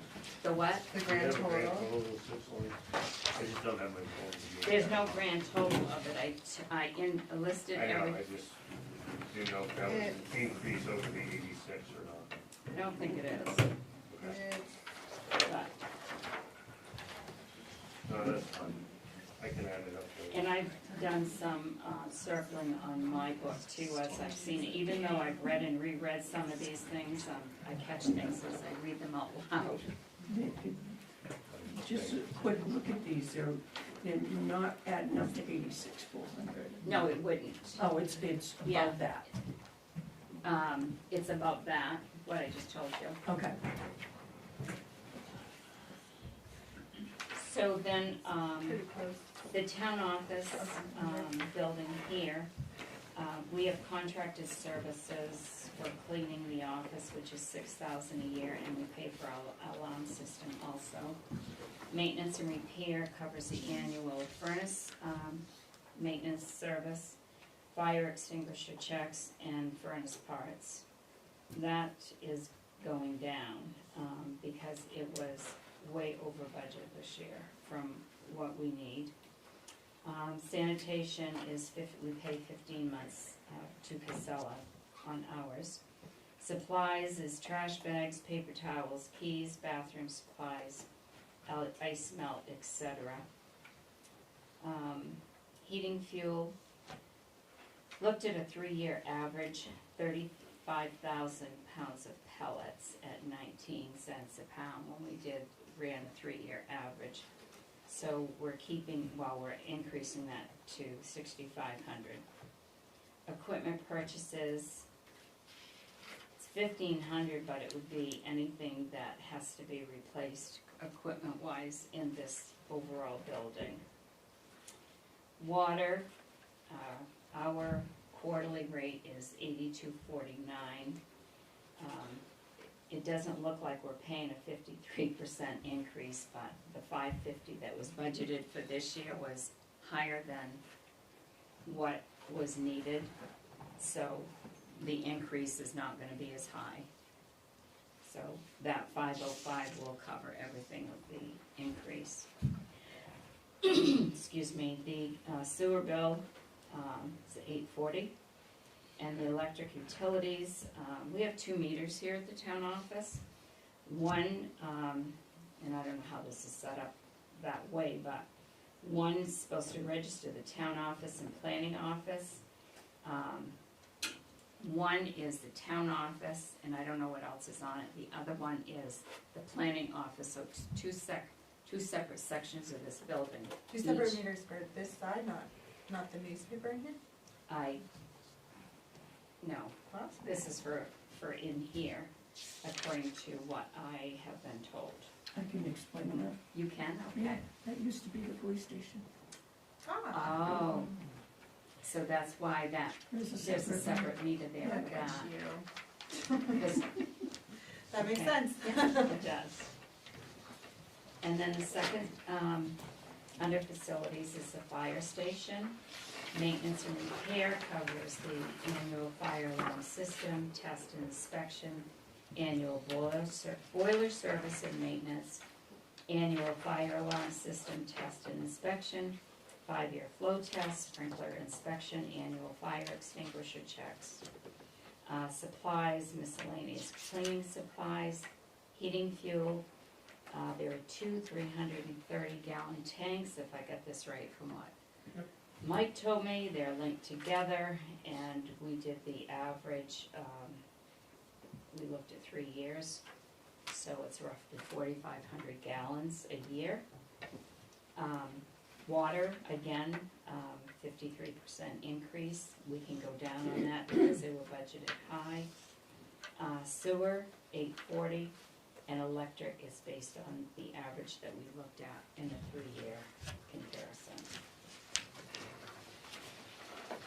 So that actually goes down a couple hundred.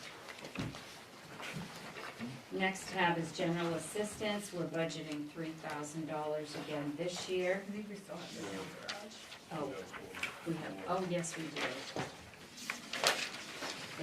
We have two more in there, actually. Yeah. I should have put dividers in there. So the town garage is maintenance and repair, there's a vehicle lift inspection, overhead crane inspection, all building repairs, supplies, heating fuel. We have an underground propane tank from Suburban. There's a furnace in the office, heaters in the bay, 3,500 units a year, and we can reduce that from 20 to 17.5. The water increase again, the electric has, that's the lights and the truck heaters, so we needed to increase that a little bit based on the averages we looked at. And then we have the ambulance garage, which is called the Greenleaf Station. The contracted services cover the annual land lease for the generator, that's $100. Maintenance and repair, building generator and furnace. We reduced that from 15,000 to 7,500. There was a little over 7,000 budgeted in the 15. Dave had a painting project that had to be done to the building, so he reduced that. Sanitation services covers the Casella dumpsters, monthly pickup. Supplies cover cleaning and personal supplies. Heating fuel, drop that down to by $2,000. Equipment purchases, washer, dryer, cooler, chairs, hose, reel, that would all cover under that account. Then water, the same increase. Sewer, we did increase the sewer and we did increase the water, and then the electric is a monthly average of $250. So that account decreases. For that, for the town garage, is that $5 a gallon propane? No, that's, I have to change that one. He's like, where are you getting I'll have my propane? boss call me tomorrow. No. She's got an in. It should be the same price as all the others. Yes, they'll all be the same prices. Okay. Now, general assistance, $3,000 again this year. Actually, we only have a clientele of 4 people, compared to another town that I'm familiar with of 80. I think that's very good. So, I've never seen general assistance as low as it is here. The way this works is you have to come in, fill out an application. If you qualify, it has to be according to the state regulated standards. And then, so if you qualify, the town pays for whatever that might be, food, rent, lights, utilities. We submit all of that to the state. We have to do monthly reporting. They reimburse us for 70% of what we pay out. I got a question. Why isn't the, I'm sure you've got an answer for it, in the fire department, you have your emergency relief of $1,000. Why isn't that the Part of same general or in the line of general assistance? I would say that is specific to individuals who need assistance from being in that has a fire. Like as an example, when we had the storm, if somebody doesn't have a place to stay, they use that money to put that person up in a hotel. So they're not required to fill out an application. Different criteria. So, Correct me if I'm- if somebody gets burned out of the house at 2 o'clock in the morning and lose everything, they don't have their credit cards, their driver's license, and that stuff, and they don't have any place to go, that just gives us the need to put them somewhere comfortable while they regroup. Tell the Red Cross will take over. Correct me if I'm wrong, but that money is at your discretion as opposed to general assistance, which Yes. has to be under like Yeah. a whole different Very situation. seldom do we have to use it. Yep. So, nice little safety net if we do use it. Using your own credit card. Using your own credit card. And I will say that she mentioned Oh, that sorry, storm, recreation. nobody during the flood Ask for that. even asked for that money, or wasn't offered, and took care of themselves. So it's not a handout. Right. So the next section is recreation. What a great budget. The recreation director has been a stipend position, like other stipend positions, for departments, and received a stipend for $10,400. The job application when the rec director was hired was a part-time position. And so the recreation director is being paid based on a part-time position. It's an hourly rate for 20 hours a week. And rather than being paid a stipend of $10,400 a week. And I would dare say he probably works a lot more than 20 hours a week. So that is changed here. You go down through the budget, personnel expenses, cell phone reimbursement, main Parks and Rec membership, workshops, trainings, contracted services. We hire, it's called Sports Engine Registration website. That's where all registrations for all of the sports events are done through. The registration that the company that we did use went out of business, so we had to change, and that's why the increase there. Maintenance and repair. So that covers lime, quick dry, soil, seed for patching, products used for fields that we use in Greenwood, Woodstock, and the school fields. We don't have any athletic fields in Bethel for any of our teams. So we help these other towns because all of our teams have to play on fields in other towns. So if we had our own fields, we would have to buy all of these items to maintain our fields. So we share in the cost of keeping the fields maintained that that we're using in other towns, because we play with those towns too. Recreation insurance, that's been zeroed out because that's something that's never been needed, because the insurance comes through the town's insurance program for the ball teams, so that's zeroed out. Miscellaneous expenses reduced from 2,000 to 500. That just covers anything that might come up that there's no place else to put it. And in recreation, that can happen a lot. We have a swimming program. It's the Mahuza Coordinates at Crescent Park. That costs us $3,000 to have our kids enroll in that. We have a baseball and softball program. It covers uniforms, balls, equipments, league dues, umpire fees, second Babe Ruth team, and that's $18,850. And I broke down the individual costs for the various things that I just read off. The ice rink, a new liner, and miscellaneous supplies. We actually just got a new liner, but I put that there to let you know that.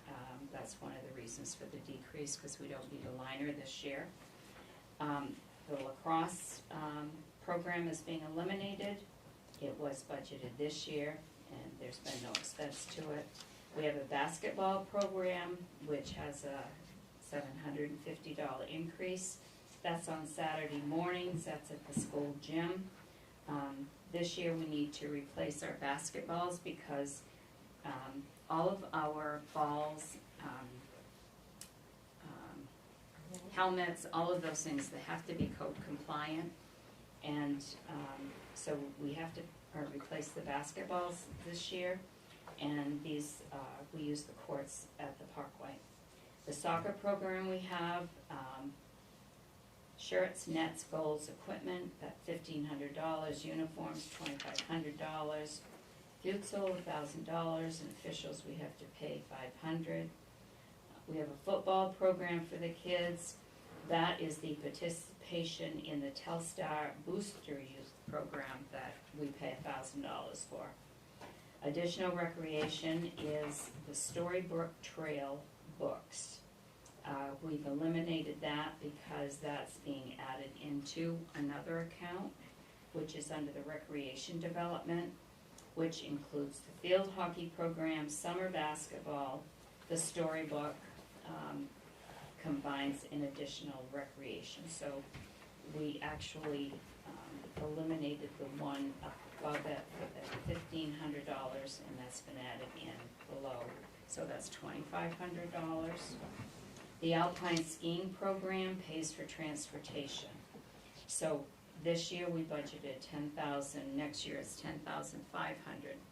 We also receive donations every year for this program that goes into a special revenue fund that can only be used for that. So we need more than the 10,000, so the donations we get really help. Pickleball program, that's an indoor and outdoor youth program, stays the same. Track and field, that stays the same. That's a summer program. Any questions? The swimming, being done at Molly still, At Crescent Park? because it's kinda hard to swim across the park. Well, I think you're okay. I have been It's on the pond. it's a program that is done through the Mahuza Coordinates, and that's what he put down was, It's on the pond. so, I can get clarification on that, but it's a program that we have to pay $3,000 for that Is program. it the, swim lessons? Is that Sangha? Is that what it is? Is that I what it think is? so. You sign up at Crescent Park for your kids, Yeah. and then they It's take through, you. it's through the elementary school. Okay. Mahuza But Kid that's- program. Yeah, Mahuza It's Kids being program. done at, yeah. being done at, It's on the pond. And then I'll ask the dumb question. How's a ball compliant?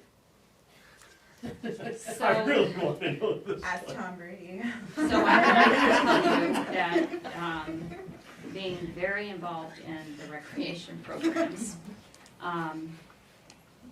once your balls reach a certain, even your baseballs, you cannot use baseballs. There's something that tells you on. And if you have basketballs that you have to keep putting air in, they're not compliant. So, you, like anything else, you have to replace them. It's not a dumb question, it's, She's got it, too, on the 6-year-old kids, to play kids. Yeah. You don't wanna ruin a kid's life. Just hadn't heard it put that way, so. Angevine Park. The park monitor, we've left that the same as it was, that's approximately 16 weeks. The person opens the gate at 8 AM, closes at 8 PM, cleans the bathhouse, trash cleanup, septage disposal, 2 1,000-gallon tanks. Dorian's take care of that, that is slightly reduced. Water testing, the treatment facility does the water testing for us, and we just have to pay for the supplies. Contracted services, that's to this is new to me, vacuum the debris and clean the bottom of the pond, so that's a $5,000 cost. There's a person over in Naples that we're gonna contact to find out about getting someone to do that. And so, We I had just don't somebody have a from- pond. Started again last year, but then we hadn't heard back from him for Yeah. a while, so. Maintenance and repair, that covers to open and close the bathhouse for the season.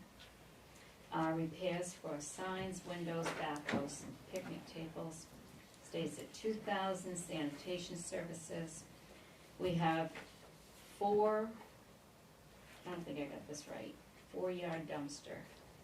What is that, Scott? There's Probably a two. Each. Two of them, four-yard right? dumpster on site. We have two No, 4 we- yards? One 4-yard. One 4-yard dumpster I on should have put site. one. For 4 And months. For 4 months, and that's empty twice a month at 70 a month, so that stays the same. Supplies, cleaning supplies, toilet paper, etc., $250. Water and utilities, and it also includes the backflow test that we have to do for $75.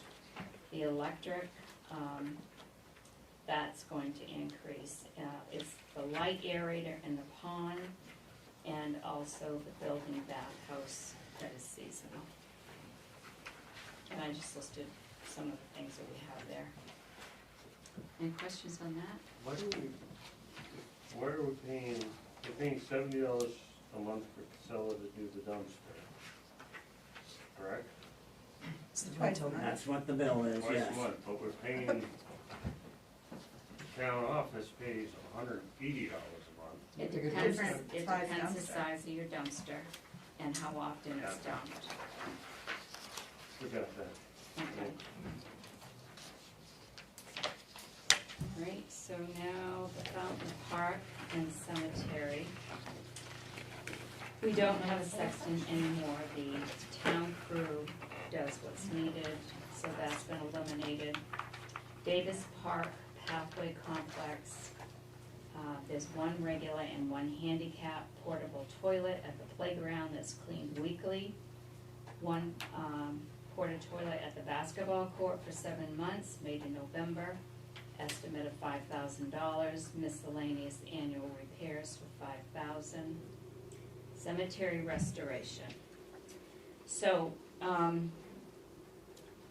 $11,050 was budgeted, and when we looked at the capital account, I saw that that was eliminated in the capital account, $10,000, and added to the expense account for $10,000.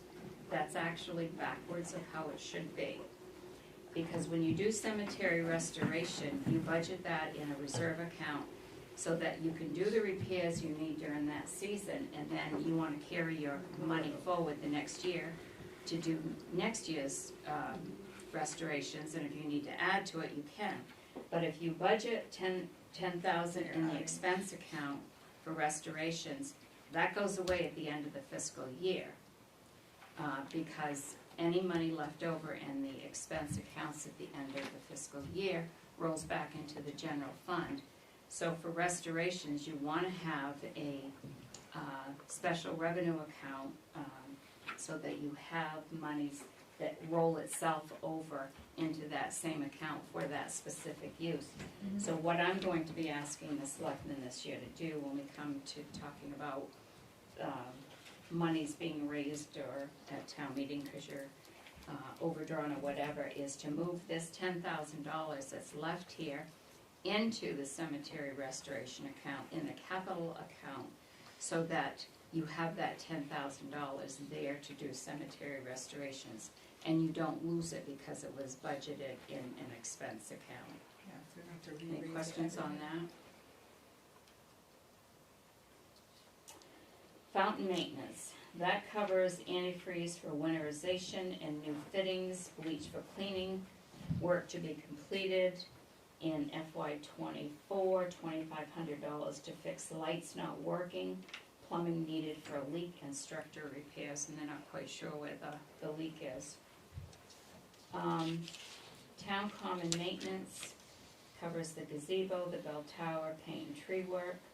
Supplies, dog-eat bags for dispensers, $750 for garden club to plant and water the flowers at 2 islands and at the town office.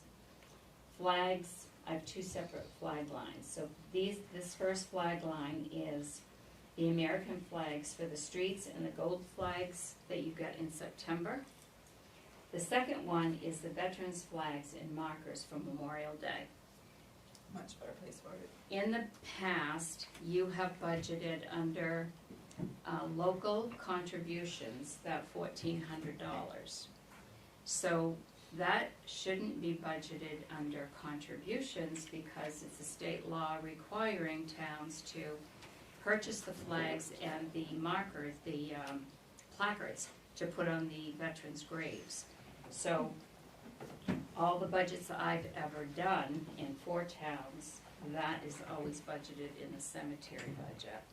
So it doesn't, I'm taking it out of the donations, not donations, but the contribution account. Utilities, electric, the gazebo for 400, the Main Street clock and the common, that has to increase a little bit. Veteran Park electricity, $480. So that line, that department actually can go down quite a bit to $18,030. I have a couple of questions on David's part. Scott, they already have a plan. The pathway, the bridge was displaced, Floating, yes. and the roof on the covered bridge, do you have plans? Or do you need money to do? The roof on the covered bridge, we put 15 grand in last year's budget. I think I finally have the bid proposal written to replace the roof. We need to go out to bid for that. Yep. The boardwalk there's 2 of them that have floated, one more than the other one. Yep. They're on our short list now that snow's starting to melt. We tried a while back to put them down, we couldn't, we were more labor intensive than, So you're gonna do that yourself? yes. We have factored some money in the FEMA repair work. For all the pathway. That's what I was wondering. Yeah, and that's gonna be starting shortly. We just got the DEP approvals last week. Yeah, for the hole in the pathway, Yeah. yes. Awesome. And then he does have the bid done for the roof, and that's gonna come out of this current year budget. Cool, okay. I was just wondering if FEMA wasn't gonna cover that, if we did too. Not the roof, but the pathway. Yeah, well, we're gonna be meeting with FEMA. We're doing a teleconference with them just on the town-specific damages. We just found out about that today.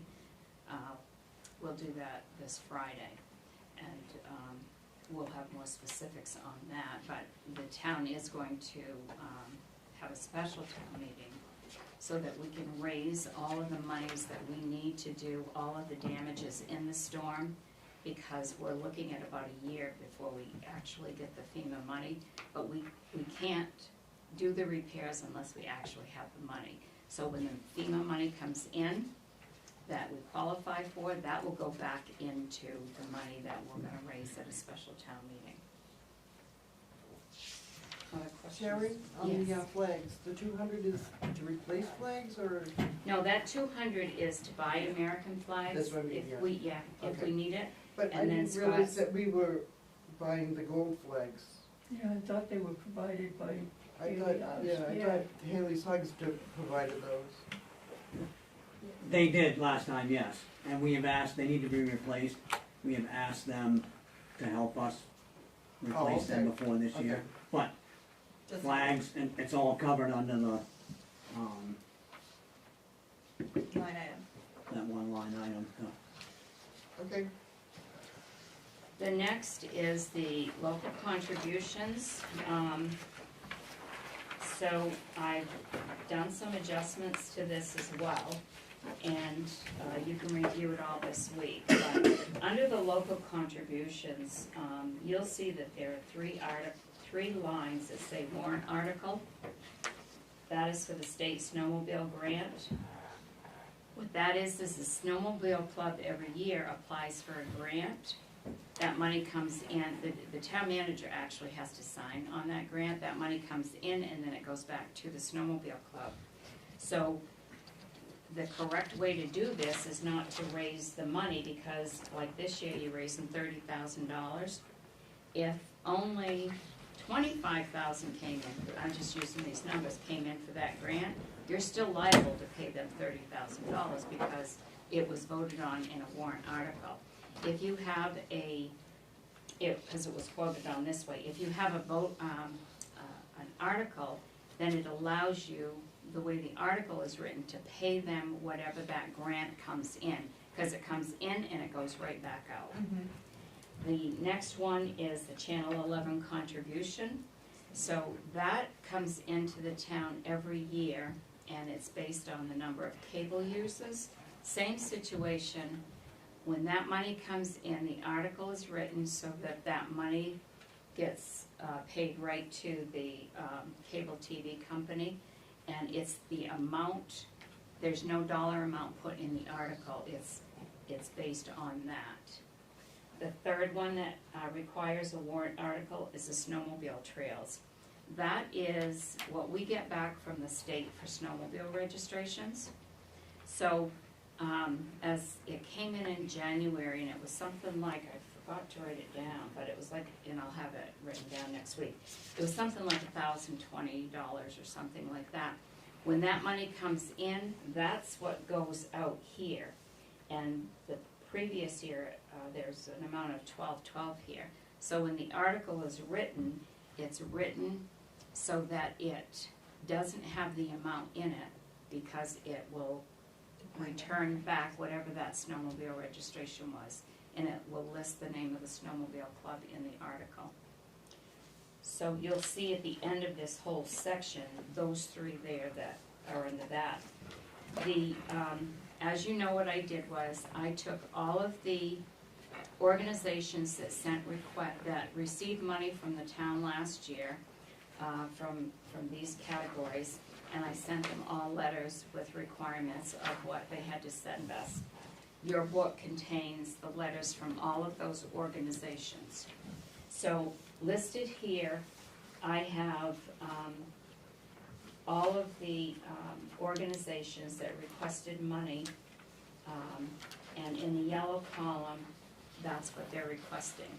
And their backup information is within here, so you can read through all of that, and it totals $68,520. Last year it was $123,818, but it included those three warrant article amounts. So that's one of the reasons it's lower. So you can take a look through all of that, see what they're requesting, read their information, and then next week when we come back, you can take a look at all of that. That follows the next page. Let's see. The next one is the agencies. And that, yeah, no, it has, no, go back, yeah, just go the other way. This one, You right? got it? Yes. I'll put tabs in there. That shows the actual agencies that have asked for money. Cancer Center of Western Maine, Androscoggin Home Health Care, Seniors Plus, Community Concepts, and Sexual Assault Prevention. They also, in your packet, includes the information from all of them that they sent me. And one, the Sexual Assault Prevention, sent me a follow-up letter telling me that they were canceling their request this year because they're actually receiving money from Oxford County, so they're not asking the towns for money this year. So all of those requests, you have the Boston trip, 5th grade, Bethel Library, Bethel Area Arts and Music, Museum, the Historical Society have 2 requests, Western Maine Cancer Center. That's the one that I moved to the actual agencies because it belongs in that category, not in this category. The food pantry, and then the Memorial Day contribution, you'll see I moved that to the cemetery budget.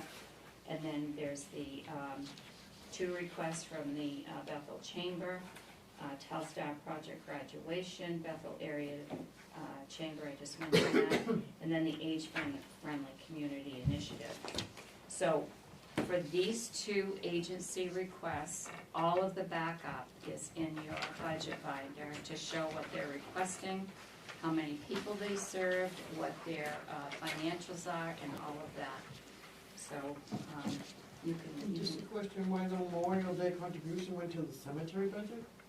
It was called Memorial Day contribution here. The reason it went to the cemetery because it buys the flags and the placards. Oh, okay, okay. For the, Okay, thank you.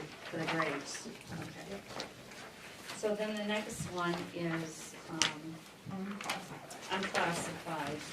So the first one in there is the health trust. So in this budget, it covers the town of, covers the cost of all the health insurance. The town pays for the medical insurance for all the employees, that's included here. And I separated them, the town office and the public works department, they're separate. Workers' compensation is in this section, unemployment insurance is in this section. Social Security, I have a yellow line going across because that will be updated next week when I finish with the annual wages that have to be all put in there. This covers the Main State retirement for the employees that are in Main State retirement. The town has to pay 9.9% and the employee has to pay a percentage into that as well. We have 13 full-time employees in the that retirement plan. These budgets don't include the workers at the sewer plant. This is just the remainder of from the sewer plant. It includes a flexible spending account that we have here for the employees. It also includes the fire department volunteer accident and sickness policy that's was budgeted in actually the fire department budget before. Now it's moved here with the rest of the insurances, and that's $1,680. We have a health reimbursement account for the 13 full-time employees, and then we pay fees to the health reimbursement account.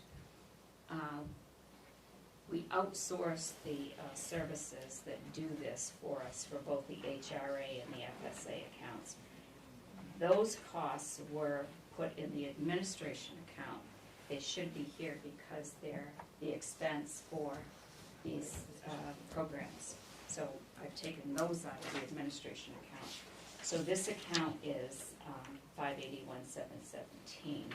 It's up slightly, but it will go up more than that because of the Social Security. I just estimated 10,000 in there about. Any questions on any of that?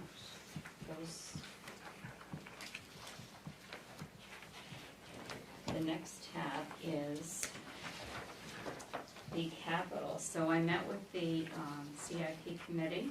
There was the chair and vice chair of the budget committee and the select board, and Jim Bennett, who is the member at large.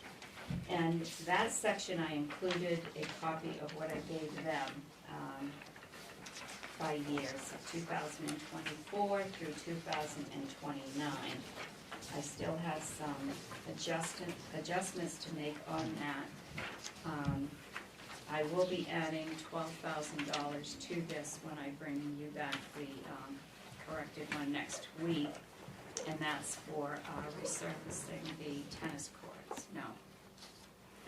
Basketball courts. So I just have to add that in here, but I didn't add it because, as you can see, this page is so full from edge to edge, and I tried to do it, and it ended up centering everything wrong, and I didn't have time to work on centering that, so I'll fix that next week. So the total for the capital this year would be $850,500 and adding 12,000, and that would be down from 1.2 million last year.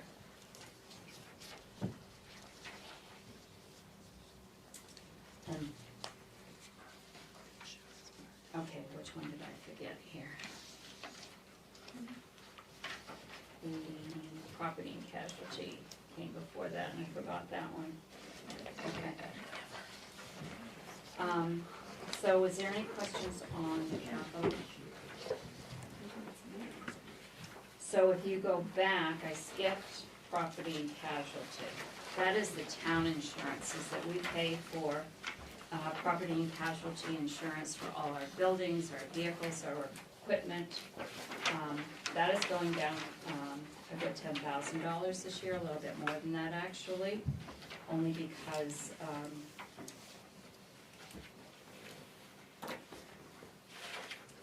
well, it's just going down about 10,000. It also includes the public liability, public officials liability insurance, that covers the cost of insurance. All of the administrative and public officials who basically handle money and could be sued for various things, so that covers that.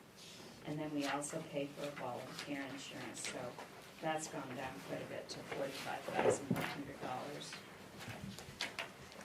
And I believe I included,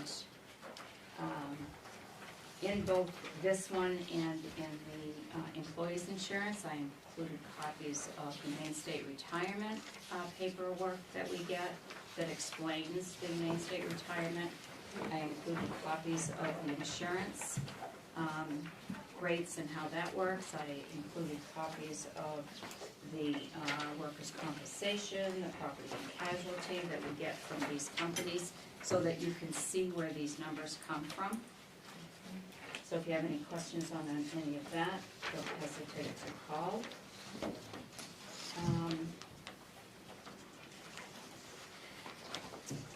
Then we have miscellaneous. So in that section, it covers the Oxford County taxes and the MSAB 44 assessments. What did I forget? Where's the miscellaneous? Did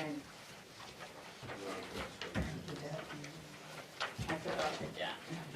Oh, Going okay. backwards. Yeah, your tabs are different than mine, because, see, I had to do these kind of tabs because I ran out of the ones that I used for you, so mine are different than yours. Sorry. So, The little trash tag. so We're in debt. we're on the debt right now? All Yeah. right, so let me pull it here.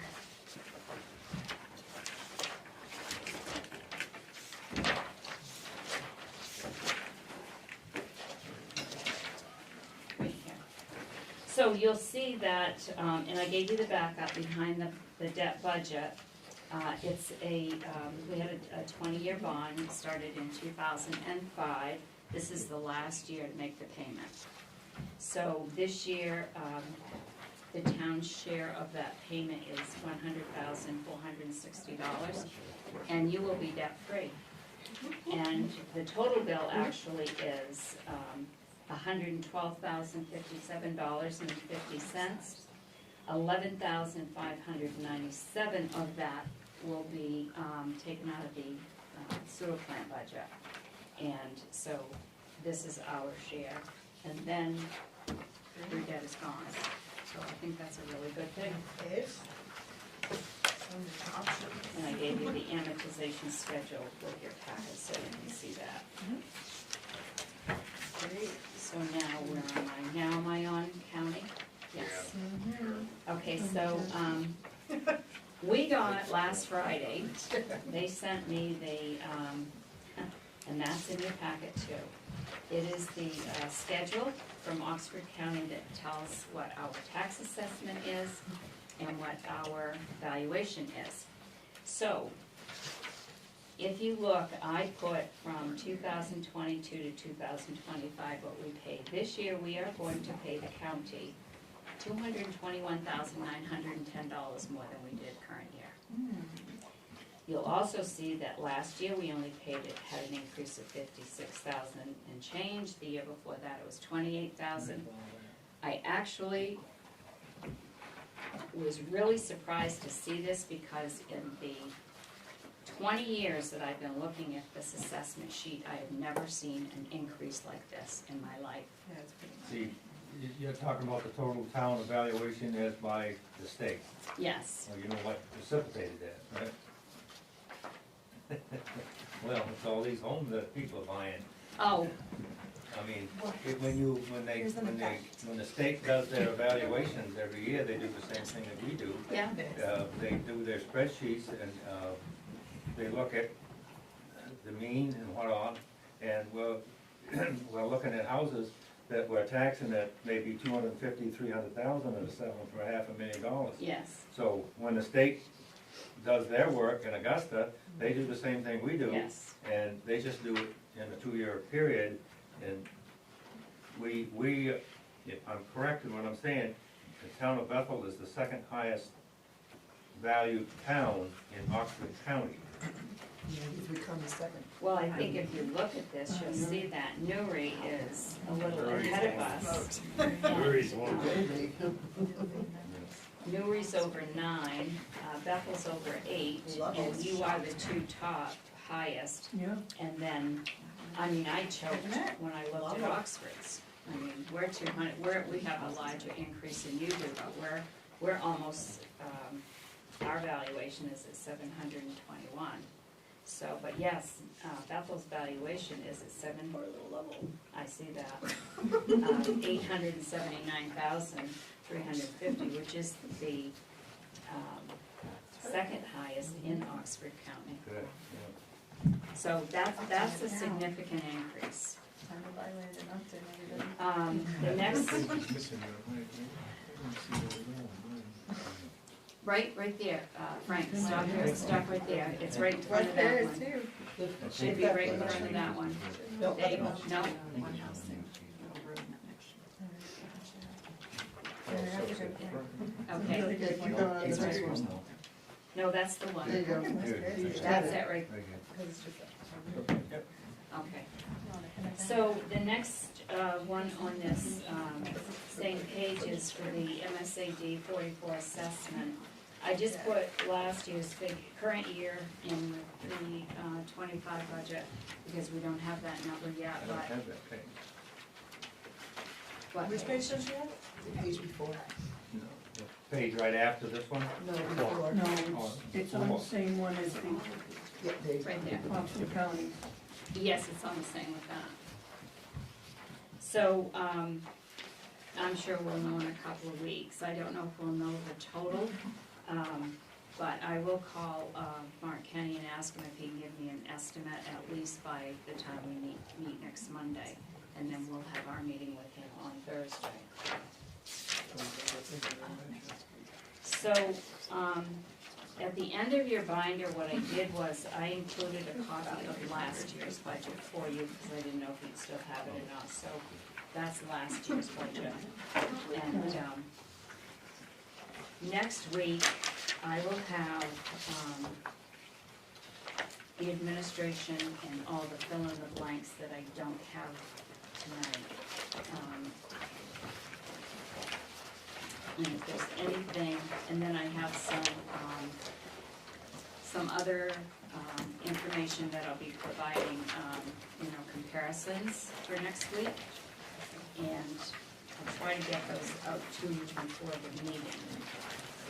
And Do we have capital reserve in here that we need to? it is, I figured.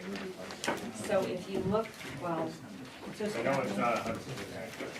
it's under, you should have a capital improvement tab. It's right before the debt. No, I'm not, Like what's in the account? I meant, capital reserve. What's in the What? account? Yeah.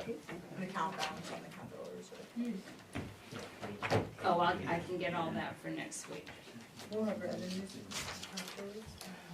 Yes, I usually do the revenues at the very end. Yeah. So, yes, when I do the, with the capital, I'll have that broken down just like I have the other ones. And what I'll do for next week is I'll update the February 29th total amounts. Is there anything anyone else wants for information that you don't have? Say again? Do you want any other information that I didn't give you tonight? On the summary sheet, when the summary sheet is done, what it's gonna show is everything that is gonna be raised at town meeting. You'll have that total, and then below that, it will show what you don't have to raise at town meeting, that you still have to account for when the mill rate is done, and that is SAD 44 assessment and the county, because those are not approved at town meeting. But you still have to factor those in when you do the mill rate, for what you have to raise.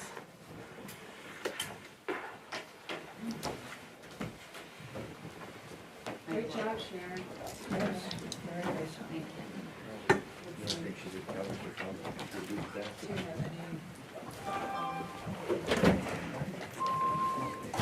At this point, no, because I haven't. Oh, sorry. China.